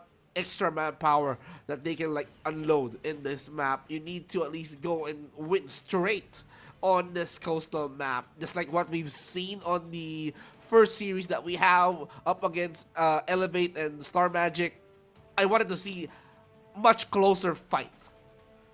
I think we cannot get anything closer than that, right? For sure. But with Exclusive picking this map, they do need to be able to lock in their sniper, right? With Coastal having a bit more passageway all around the mid map, you would need your sniper to have some presence in there. And also, you would need to pull in one player to hold down the storage space right through the A site to be able to lock down any players coming in from the long A.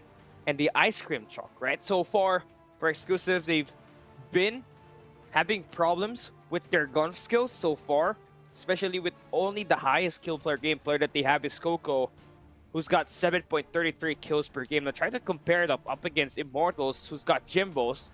With that scope, getting those eliminations for the squad entirely mostly on Tunisia map with a 10.80 kills per game.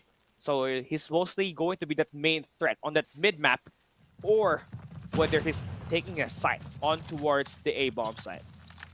And now it seems like Savage Immortal EA, they have the bomb. They can do whatever they want with it. And it seems like they wanted to go towards the A site. But Apollo and Brian, they managed to get 2 lives from the side of Savage Immortal. We're down to a 5 versus 3.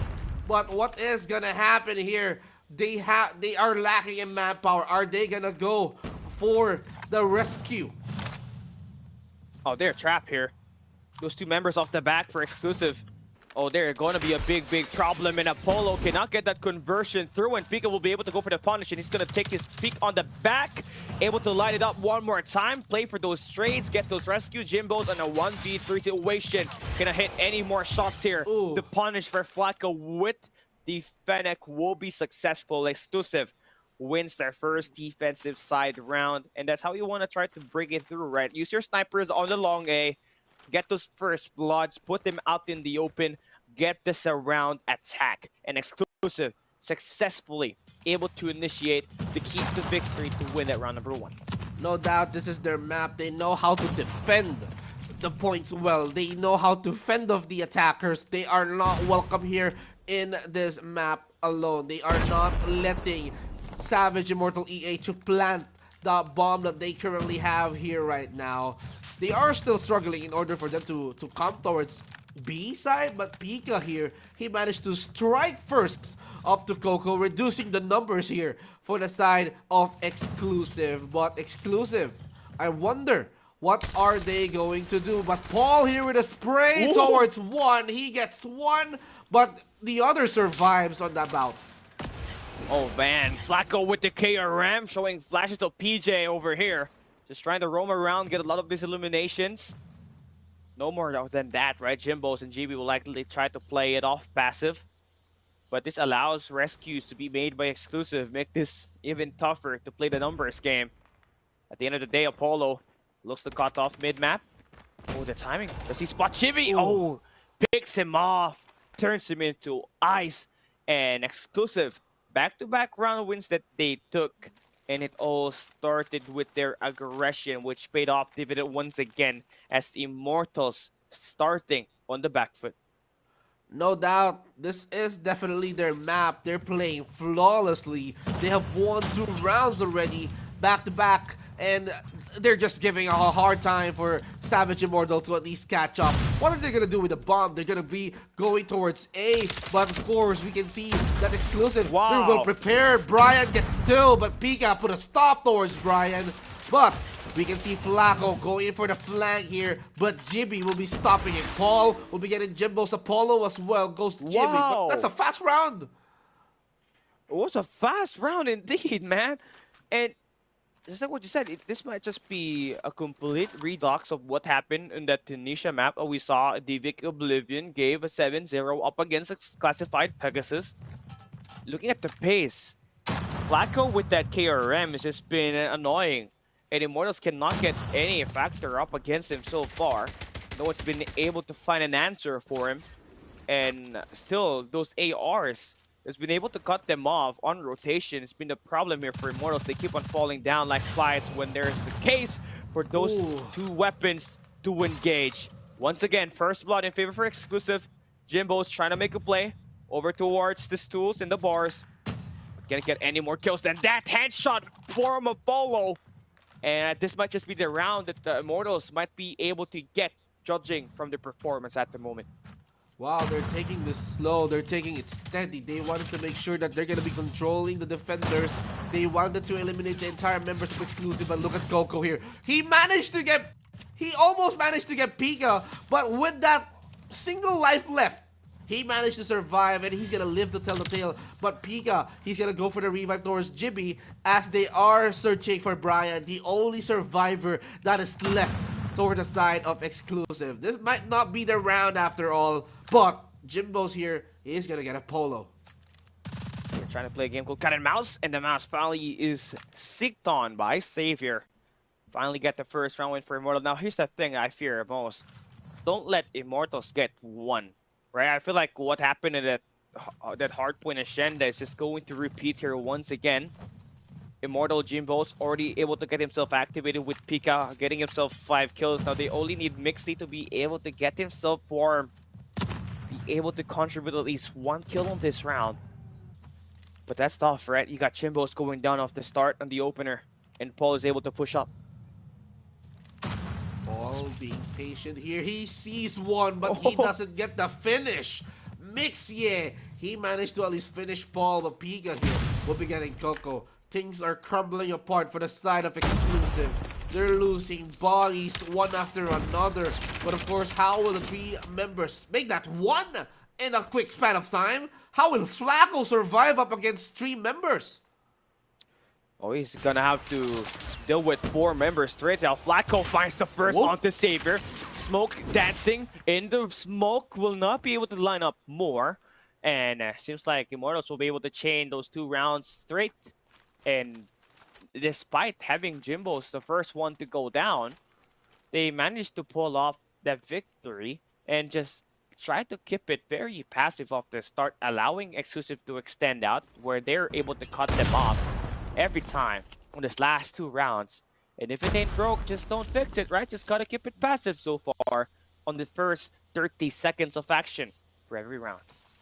I agree with you on that one. But of course, the first 3 rounds definitely is their warm-up. Savage Immortal, they'll definitely found their groove already. They're bouncing back on this game, but they're just taking this slow. They're not approaching the sides. Even the ones that is near them is they're not going for the plan. They're just looking for potential kills. They wanted to eliminate the defenders in order for them to have a much wider area. He spots Flacco, Jimmy here. Nice reflexes for this guy, but Paul here, he's gonna get Pika. Can still revive his teammate over here unless he goes in for that reach out. The bait is already there. Nade will be thrown out. JB, does he stay alive? Yes, with the help of that trophy system, that is going to be alive right over beside. They're getting his teammates back up, make this a 4v5 situation, and they do, but at the cost of their member going down. But they have to at least make the most out of this one. 36 seconds left before they can do anything with it. Now it's up to them to at least expand that time or eliminate all the potential threat. As I can see right now, this is going to be a 3 versus 4 scenario, made it a 3 versus 3 as they drop the bomb. Jimbos, he managed to successfully recover that one. The revives are coming through, but Jimbos, is he gonna extend this round for a 45 more seconds? He did. All right, here we go. Time to guess where the hit will be coming from. Exclusive will take their time, try to play this rescue. That will be smart. Make this become a numbers game. Use it to your advantage, but Flacco, does he spot the guy using this corner around the staircase as he slides in? He's gonna get picked, and the double coming in for Chibi. Finding the right read at the right time. Jimbos needs to stay alive. Gets one, gets two, dances, and Chibi there for the cleanup. Immortal, Savage will be able to win 3 rounds straight. And now we switch the sides.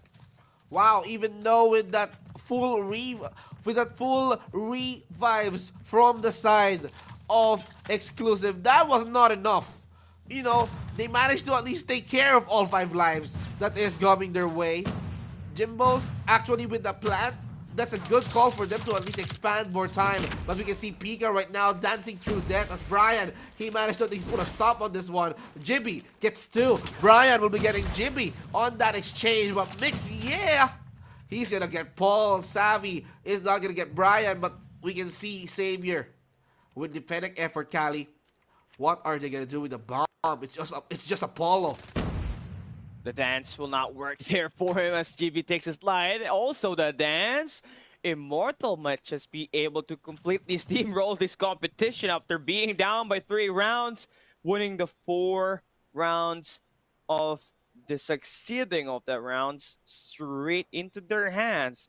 Been pretty easy when you got GB able to fully activate your best player on that hard point along with your teammate here in Jimbos.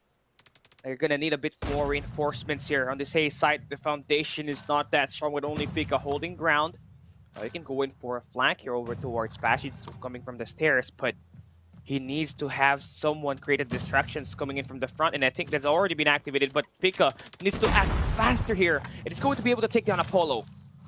Now they have to plant the bomb, but of course, Savage Immortal, they're not letting them do that. They're not letting them interact with the bomb, nor have that opportunity to extend or reduce the time to 45 seconds. Pika is going to do the cleanup. He switches targets, but not enough to do the finish. Jimbos as well is going to get Paul, but Brian, it's all up to you to at least do the job. Revives are coming through, and we can see them right now. Jimmy gets 2. Jimbos revives Pika, and now the manpower that they can get.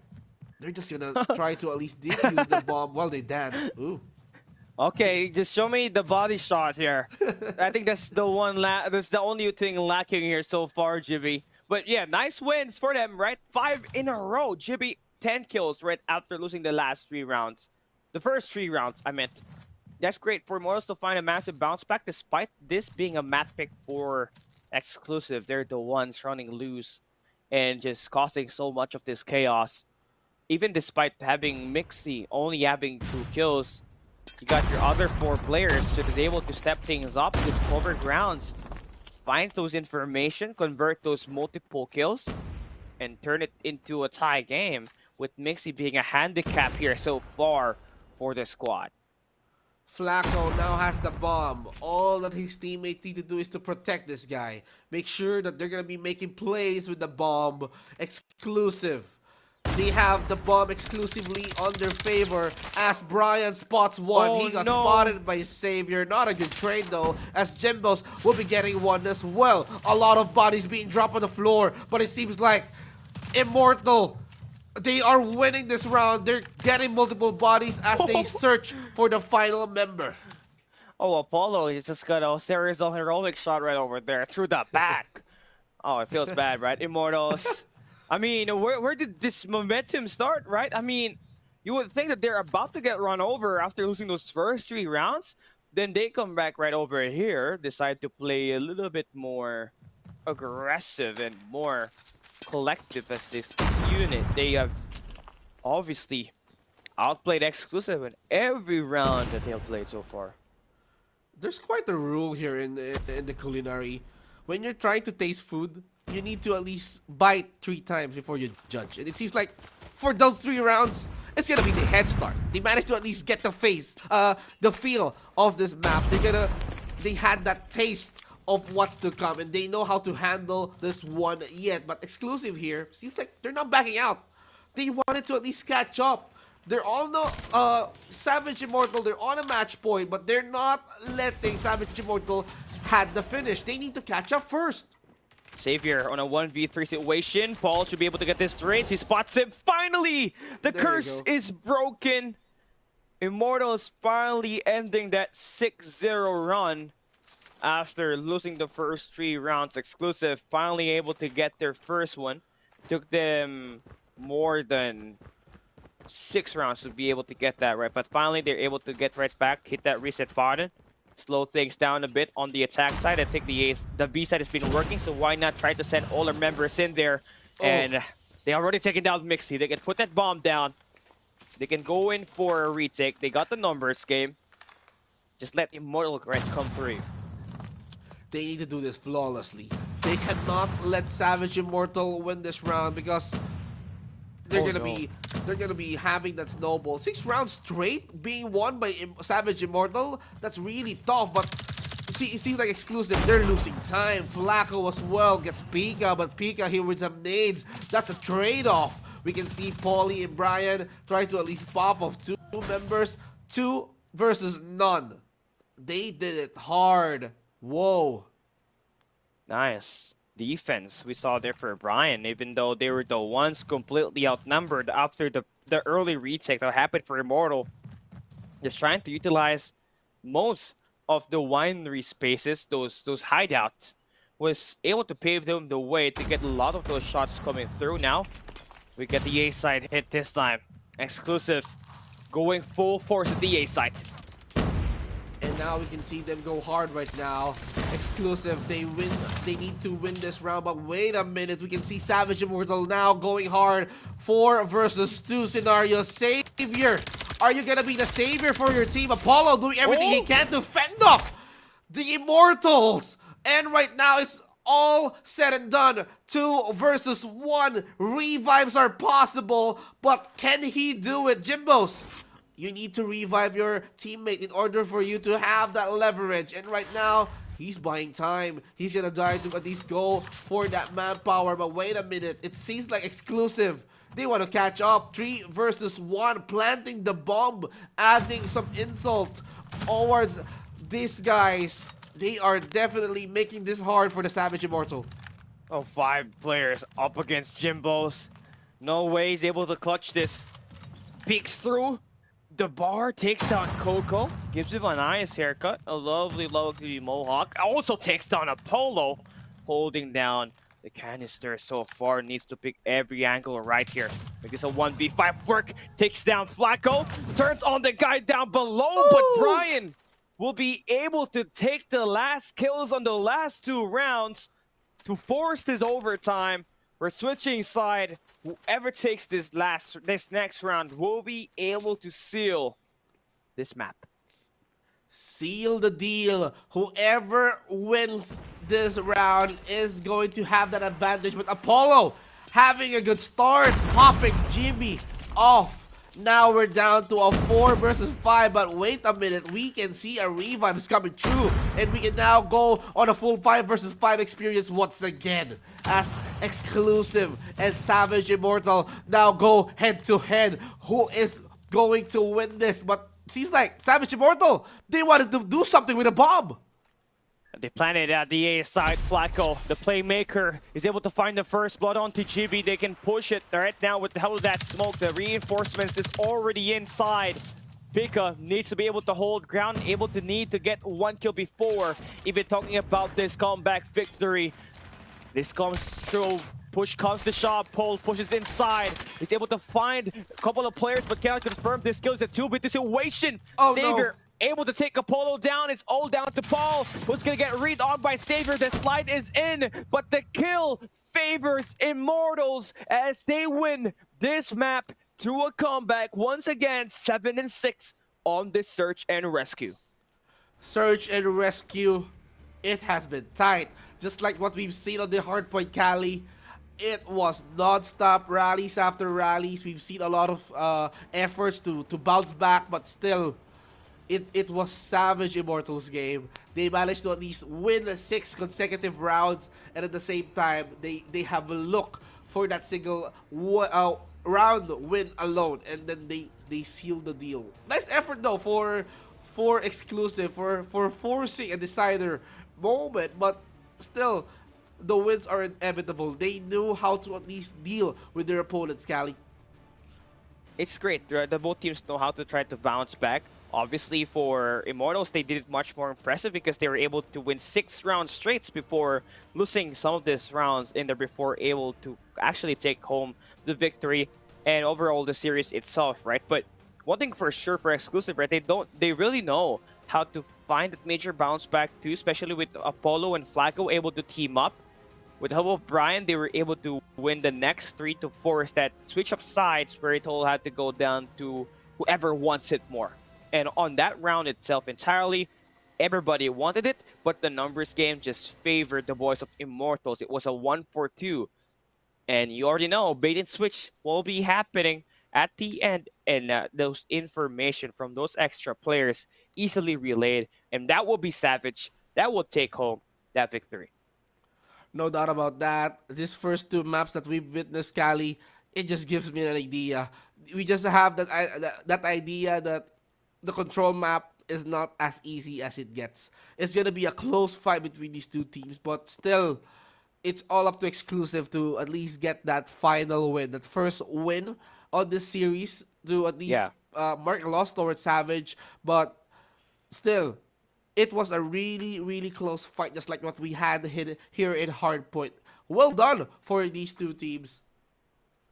Also for Jimbos to be this ever consistent, right? For Savage Immortal, averaging 10.60 kills per game, and he's down here once again, scoring 14 kills, being that main sniper, getting that main takeover. And obviously right now, this is going to be crucial for Savage Immortal to finally take those victories. And taking a look at our search and rescue right over here, 55 kills for Savage Immortal compared to 47 of Exclusive. No objectives for one right now, but I do believe we saw, all those eliminations just go through. And obviously for this one, could have gone either way. Exclusive was just kind of late on rotations when they were on the defense here, Vince G. Of course, now, no objective being taken. It's all about the bodies laying down the floor. More aggressive teams here.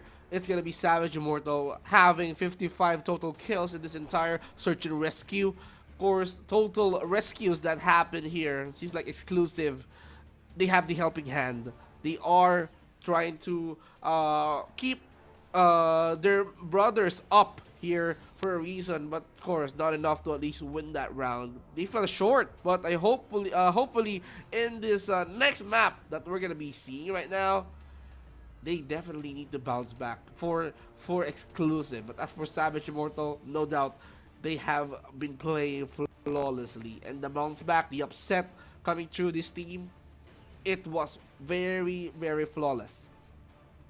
Interesting. And look at this, right? This is the closest games we've had back to back. I think the closest game we've had all throughout the group stage just happened to be between these two squads, Savage Immortal and Exclusive. Just to give you guys a quick recap on who are just watching here right now, Hardpoint and Shenna was won by Savage, 250 to 242, where it all had to go down to GB's gameplay with that equalizer. On the search and rescue, it was a 2-for-1 3. That was favored for Immortals, and also taking that victory. Now we head into our final map of the day in Control Arsenal. We saw it 3 times, including this match right here that we're gonna be hopping into. And whoever gets the spawn trap here, absolutely, on the last 2 games we played right over here, have always managed to secure the victories. And for Savage Immortal, right, we saw how confident they can be once they're able to have that momentum to carry over their side. But will they be able to replicate that here for the 3rd time, right? Exclusive still going strong, trying to keep every game as close as possible. They will try to throw everybody into the control flags, into the objectives, into the spawn locations to finally get themselves that much-needed map win that they've been finding ways to get all throughout the group stage. Well, of course they're on the hunt to get that win, and not gonna hurt if they wanted to, if they win this control map right here. Arsenal, we've seen a lot of Arsenal maps non-stop towards this entire day.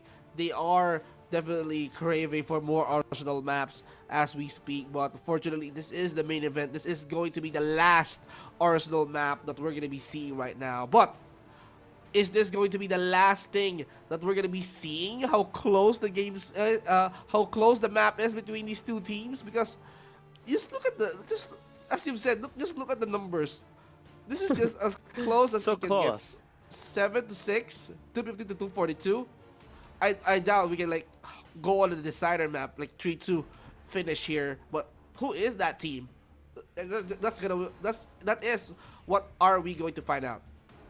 I mean, for Exclusive, right, it could be 3 times the charm. You may have failed those 2 times on Hardpoint and Search and Rescue, but maybe this time you're finally able to close it out, find that mental fortitude to be able to finally get yourself a map win, which has been a problem for them, a struggle going up against top dogs of the competition.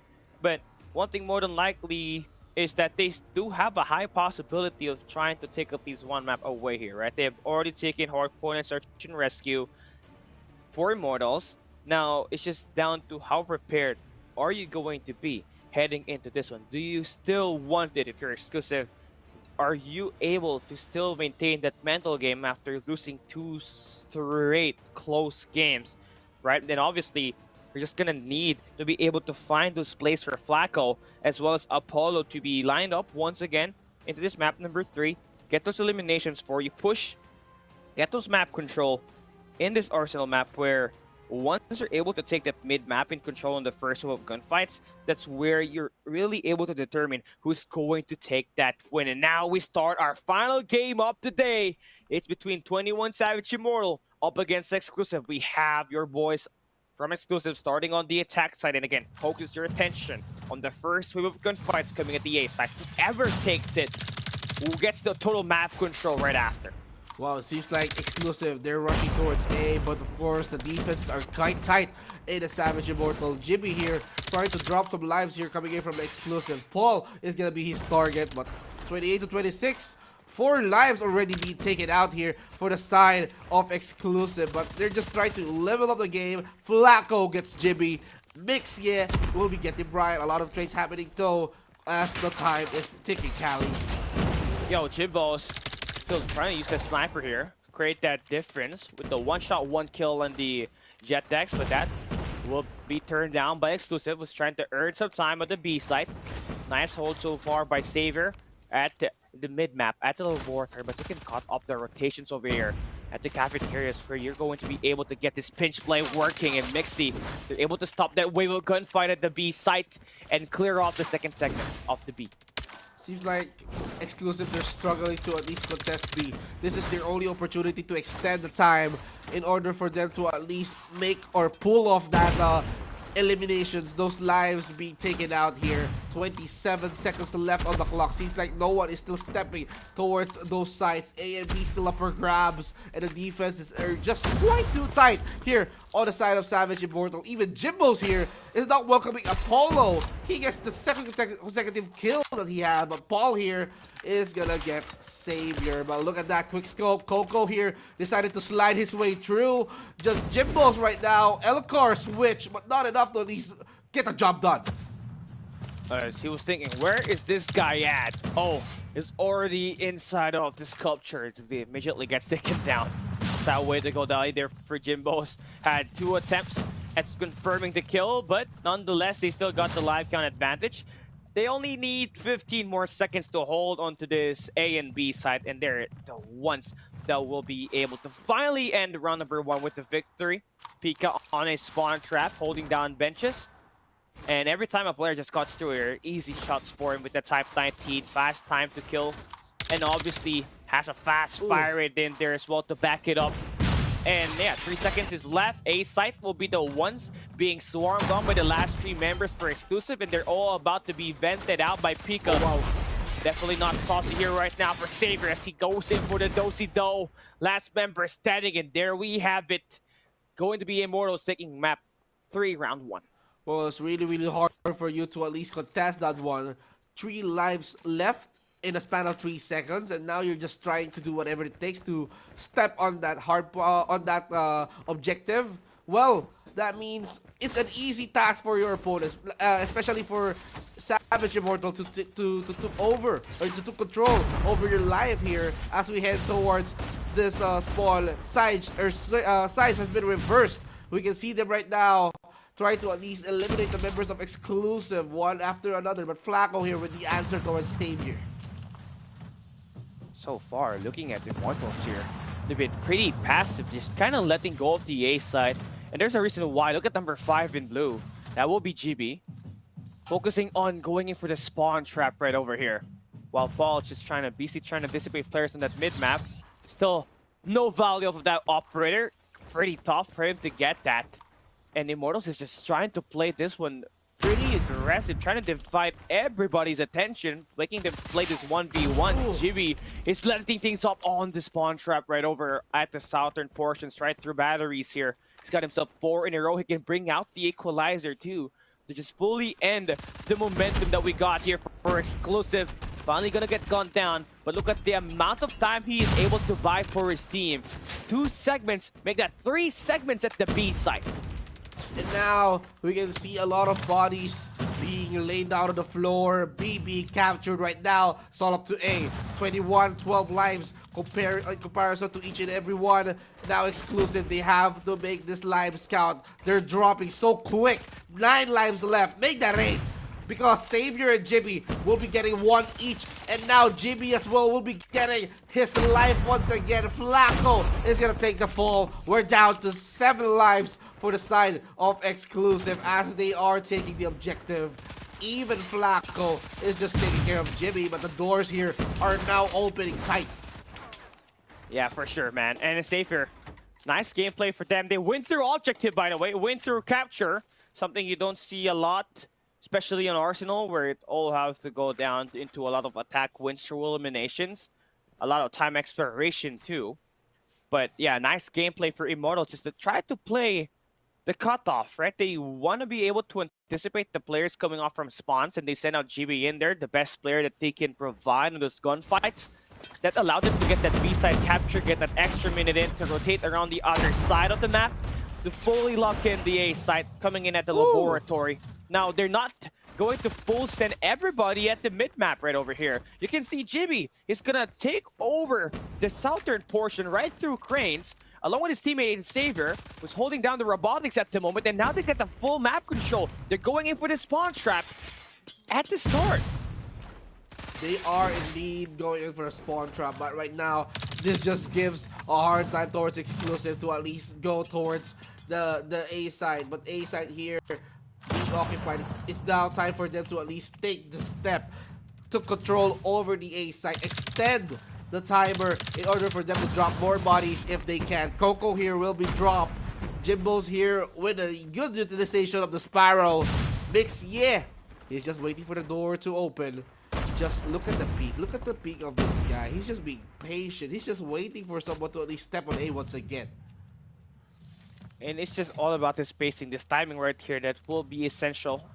Exclusive still trying to go in for a massive flank here. Could have taken the B side right over here, but if you want to help his teammates get away from the spawn trap, they decided to take down those 3 players. And that's going to be forcing Immortals to play the reset. 18 to 15 on the live count. Possible for Exclusive to get themselves the A side to extend another minute to the clock. But you still need to take down Pika, who's lurking right around spawns. He's trying to play a game called hide and seek, and he's just seeking everybody up before getting taken down. Let the bodies hit the floor, and now we can see Savage Immortal hitting a lot of bodies, laying down the floor. Exclusive right now losing more and more lives here. We're down to 8. We're down to the final 10 seconds, and we can see Savage Immortal EA is not losing any composure after all. They're just in for the kill. The final seconds, and they have definitely won this round. Oh, wow. A 3-0, something that is uncharacteristic, right? You're thinking both that this is gonna end up going to be 3-2, right? But hey, Savage Immortal came in quick, get this win to finally seal their second victory on the group stage. And it's great for them to be able to lock it in here one more time. Still got one more scheduled up ahead here for day 13 that they are going to have to play. And yeah, Savage Immortal, although they're officially out of the playoff contention, they're still going in there, fighting, giving 110% on every map that they play so that they can secure this kind of performance, improve their gameplay, and just overall, just rise up in the standings. Well, it's all about rising up. It seems like Savage Immortal EA, they definitely stood up against their opponents. They definitely have dominated this entire series. 3 map wins. And then this gives them a very, very good standing. As we are talking about the post-match, what happened right there is that Savage Immortal, they have won all of those rounds.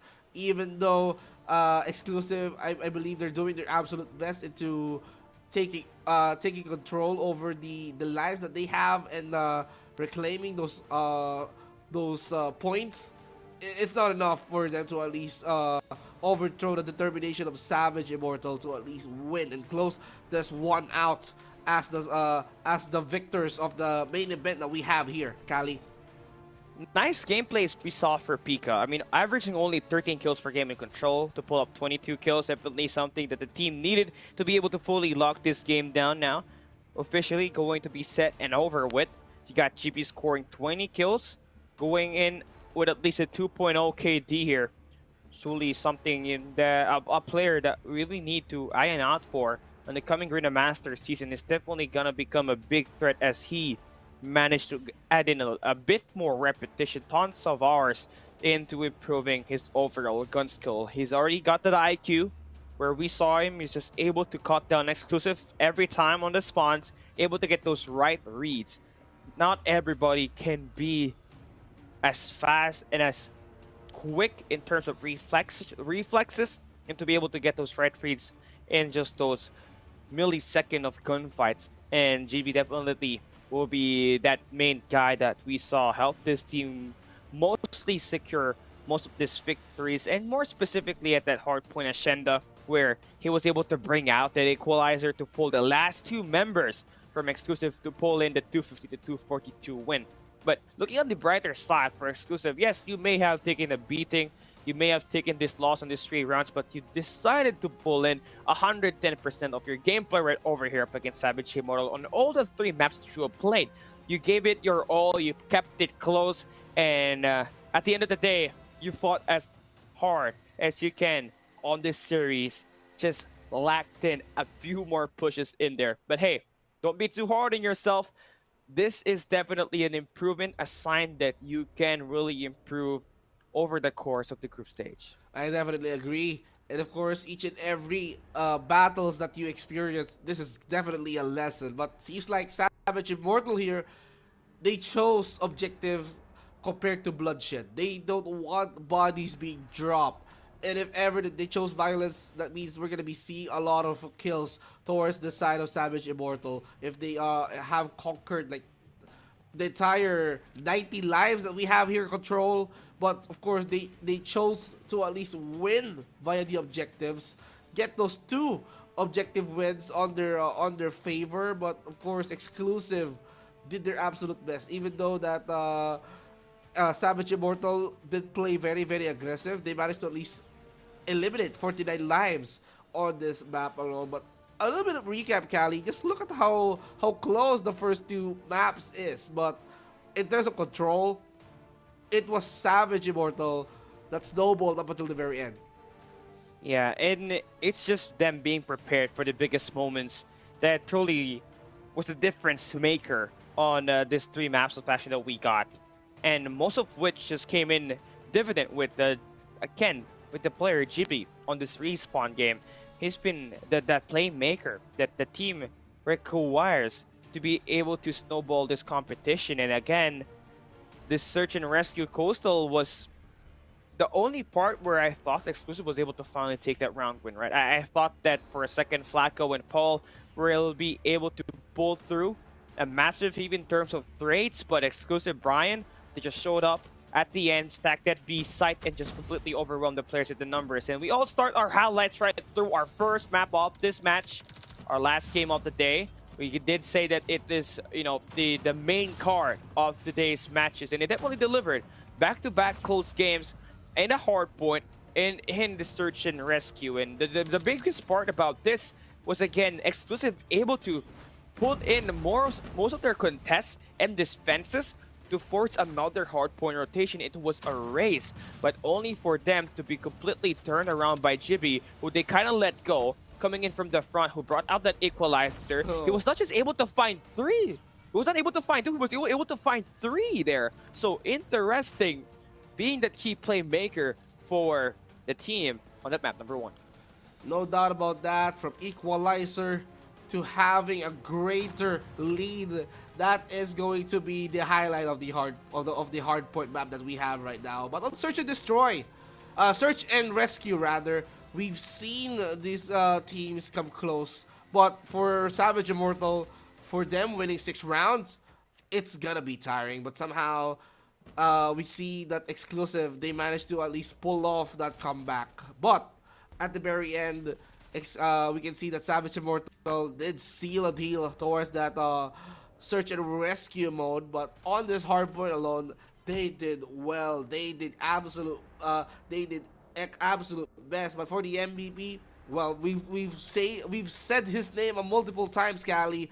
It is Jimmy. 80 kills, 3.8k average, and of course the KDA that he has here, 1.78, and of course your favorite weapon of all, the equalizer. This guy wields it. And the thing about this equalizer, again, you really have to bring it up, is that damage reduction you get when you activate it. And you got 200 bullets on it, and it has a long cooldown. It's just very tough weapon. Operator skill to work around with. You would need to be able to find yourself with a backup to be able to win this gunfight right through, right? That will be all right here, right? I mean, the most valuable player will be Gibi again, the brother of AG, just pulling in a lot more highlights on this matches that they got, and all hearts for everybody. Of course, Jimmy being the MVP, all hearts for this guy because he managed to at least bring his team towards a series win up against Exclusive. Congratulations to Savage Immortal EA for having that good win. And it was indeed the main event for us, Callie. We started up with the first round of first series having a much better impact, but on this main event alone, all I can say, this was really a match. This well indeed for a main event, well worthy for a main event. This is definitely nice. Yeah, back-to-back close games. And now we're hopping into our team interview and see who we got representing 21 Savage Immortal right over here. It will Ano be mo? your boy, Pika. Hey, Pika, it's nice to meet you, man. I mean, congratulations Wait, on the victory. Can you hear us? it's Jimbos. Hello, hello? Oh, it's Jim. Oh, no wonder why he looks familiar. Jimbos, all right. Well, we can hear you right now, man. Congratulations on the win here. Well, it seems like we are gone. We have lost connection with Jimbo, so we're going to be right back. So hopefully we get to see him and also ask some questions, important questions that allowed him to win this victory. But yeah, Jimbo's is a very great guy there, Vinci. You saw him. Yeah, I wanted to ask questions. He's like, this guy, he's just preparing for answers. He's definitely going to list down all the answers that he's gonna give us.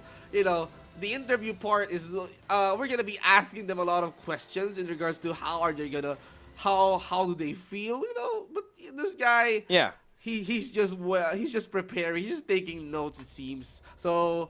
For this entire series, Savage Immortal, they did their absolute best, and of course we all thought that we're gonna be getting Pika here for the interview part, but she's like Jimbo's was summoned instead. So if you're gonna be asking him, what is gonna be your question?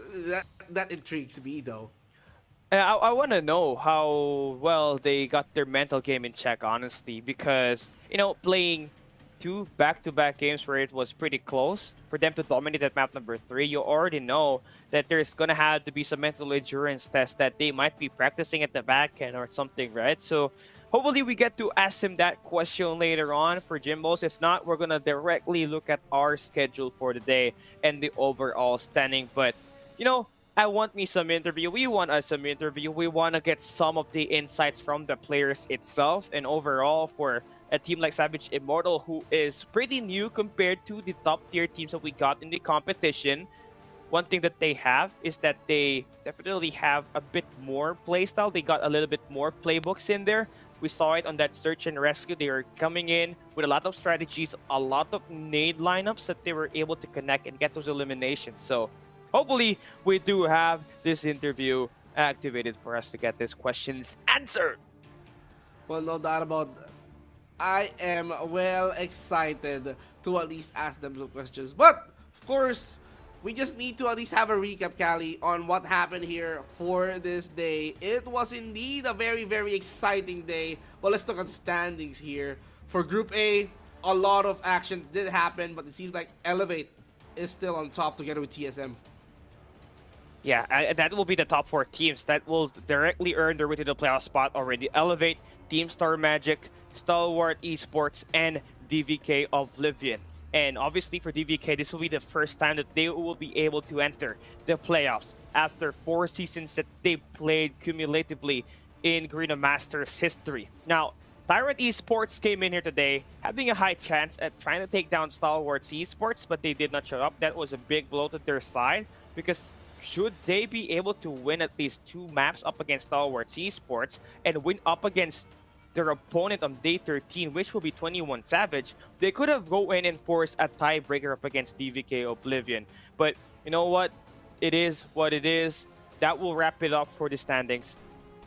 Well, indeed, because the last day of this Group A is going to be intense, because after that, DVK, they're on that good standing, but of course their final opponent for Group A, it's definitely going to be Elevate. So they have to be prepared for that one, and Elevate can still, for them as the top team, they can still produce more and more points in order for them to elevate their game. But tomorrow, we're going to be looking for these guys: Omega, Scadi, of course the Lulus, I love this team, Sage, PB Sage, PSG, AAA, of course RVX and BB, big boys. We are definitely going to see what is going to be the scores and how does it affect the entire scoreboard for Group B. But for tomorrow, Callie, it seems like we're going to be having a 1v1 sniper battle. Ooh! Yeah, and that will be the stage 2 of the sniper battle there, by the way. So 250, winner takes all. You get to be the champion. You get to be able to bring back in $250. There's definitely a lot of line there for each individual that has survived thus far. But on our first 5-on-5 match. Don't want to miss this. This is a battle for the #1 spot at the Group B standing. Smart Omega eSports, the proven and tested, going up against the cool kids on the block in Scotty themselves. Now, following that up will be AAA Odine up against Revox Invicta, a battle that they need to win to be able to secure their way into the playoffs. And the Lulus will wrap things up against AX Prestige at the same time that we got running here for today. And man, it's been a pleasure wrapping things up for day 11 here with you. And pretty much was an interesting day to begin with.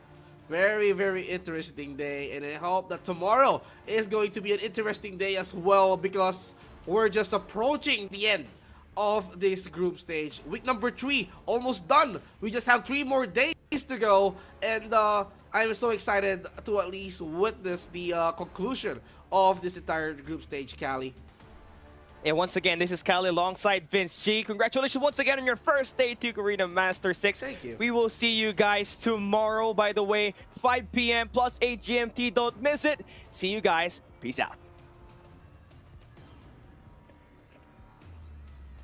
Woo!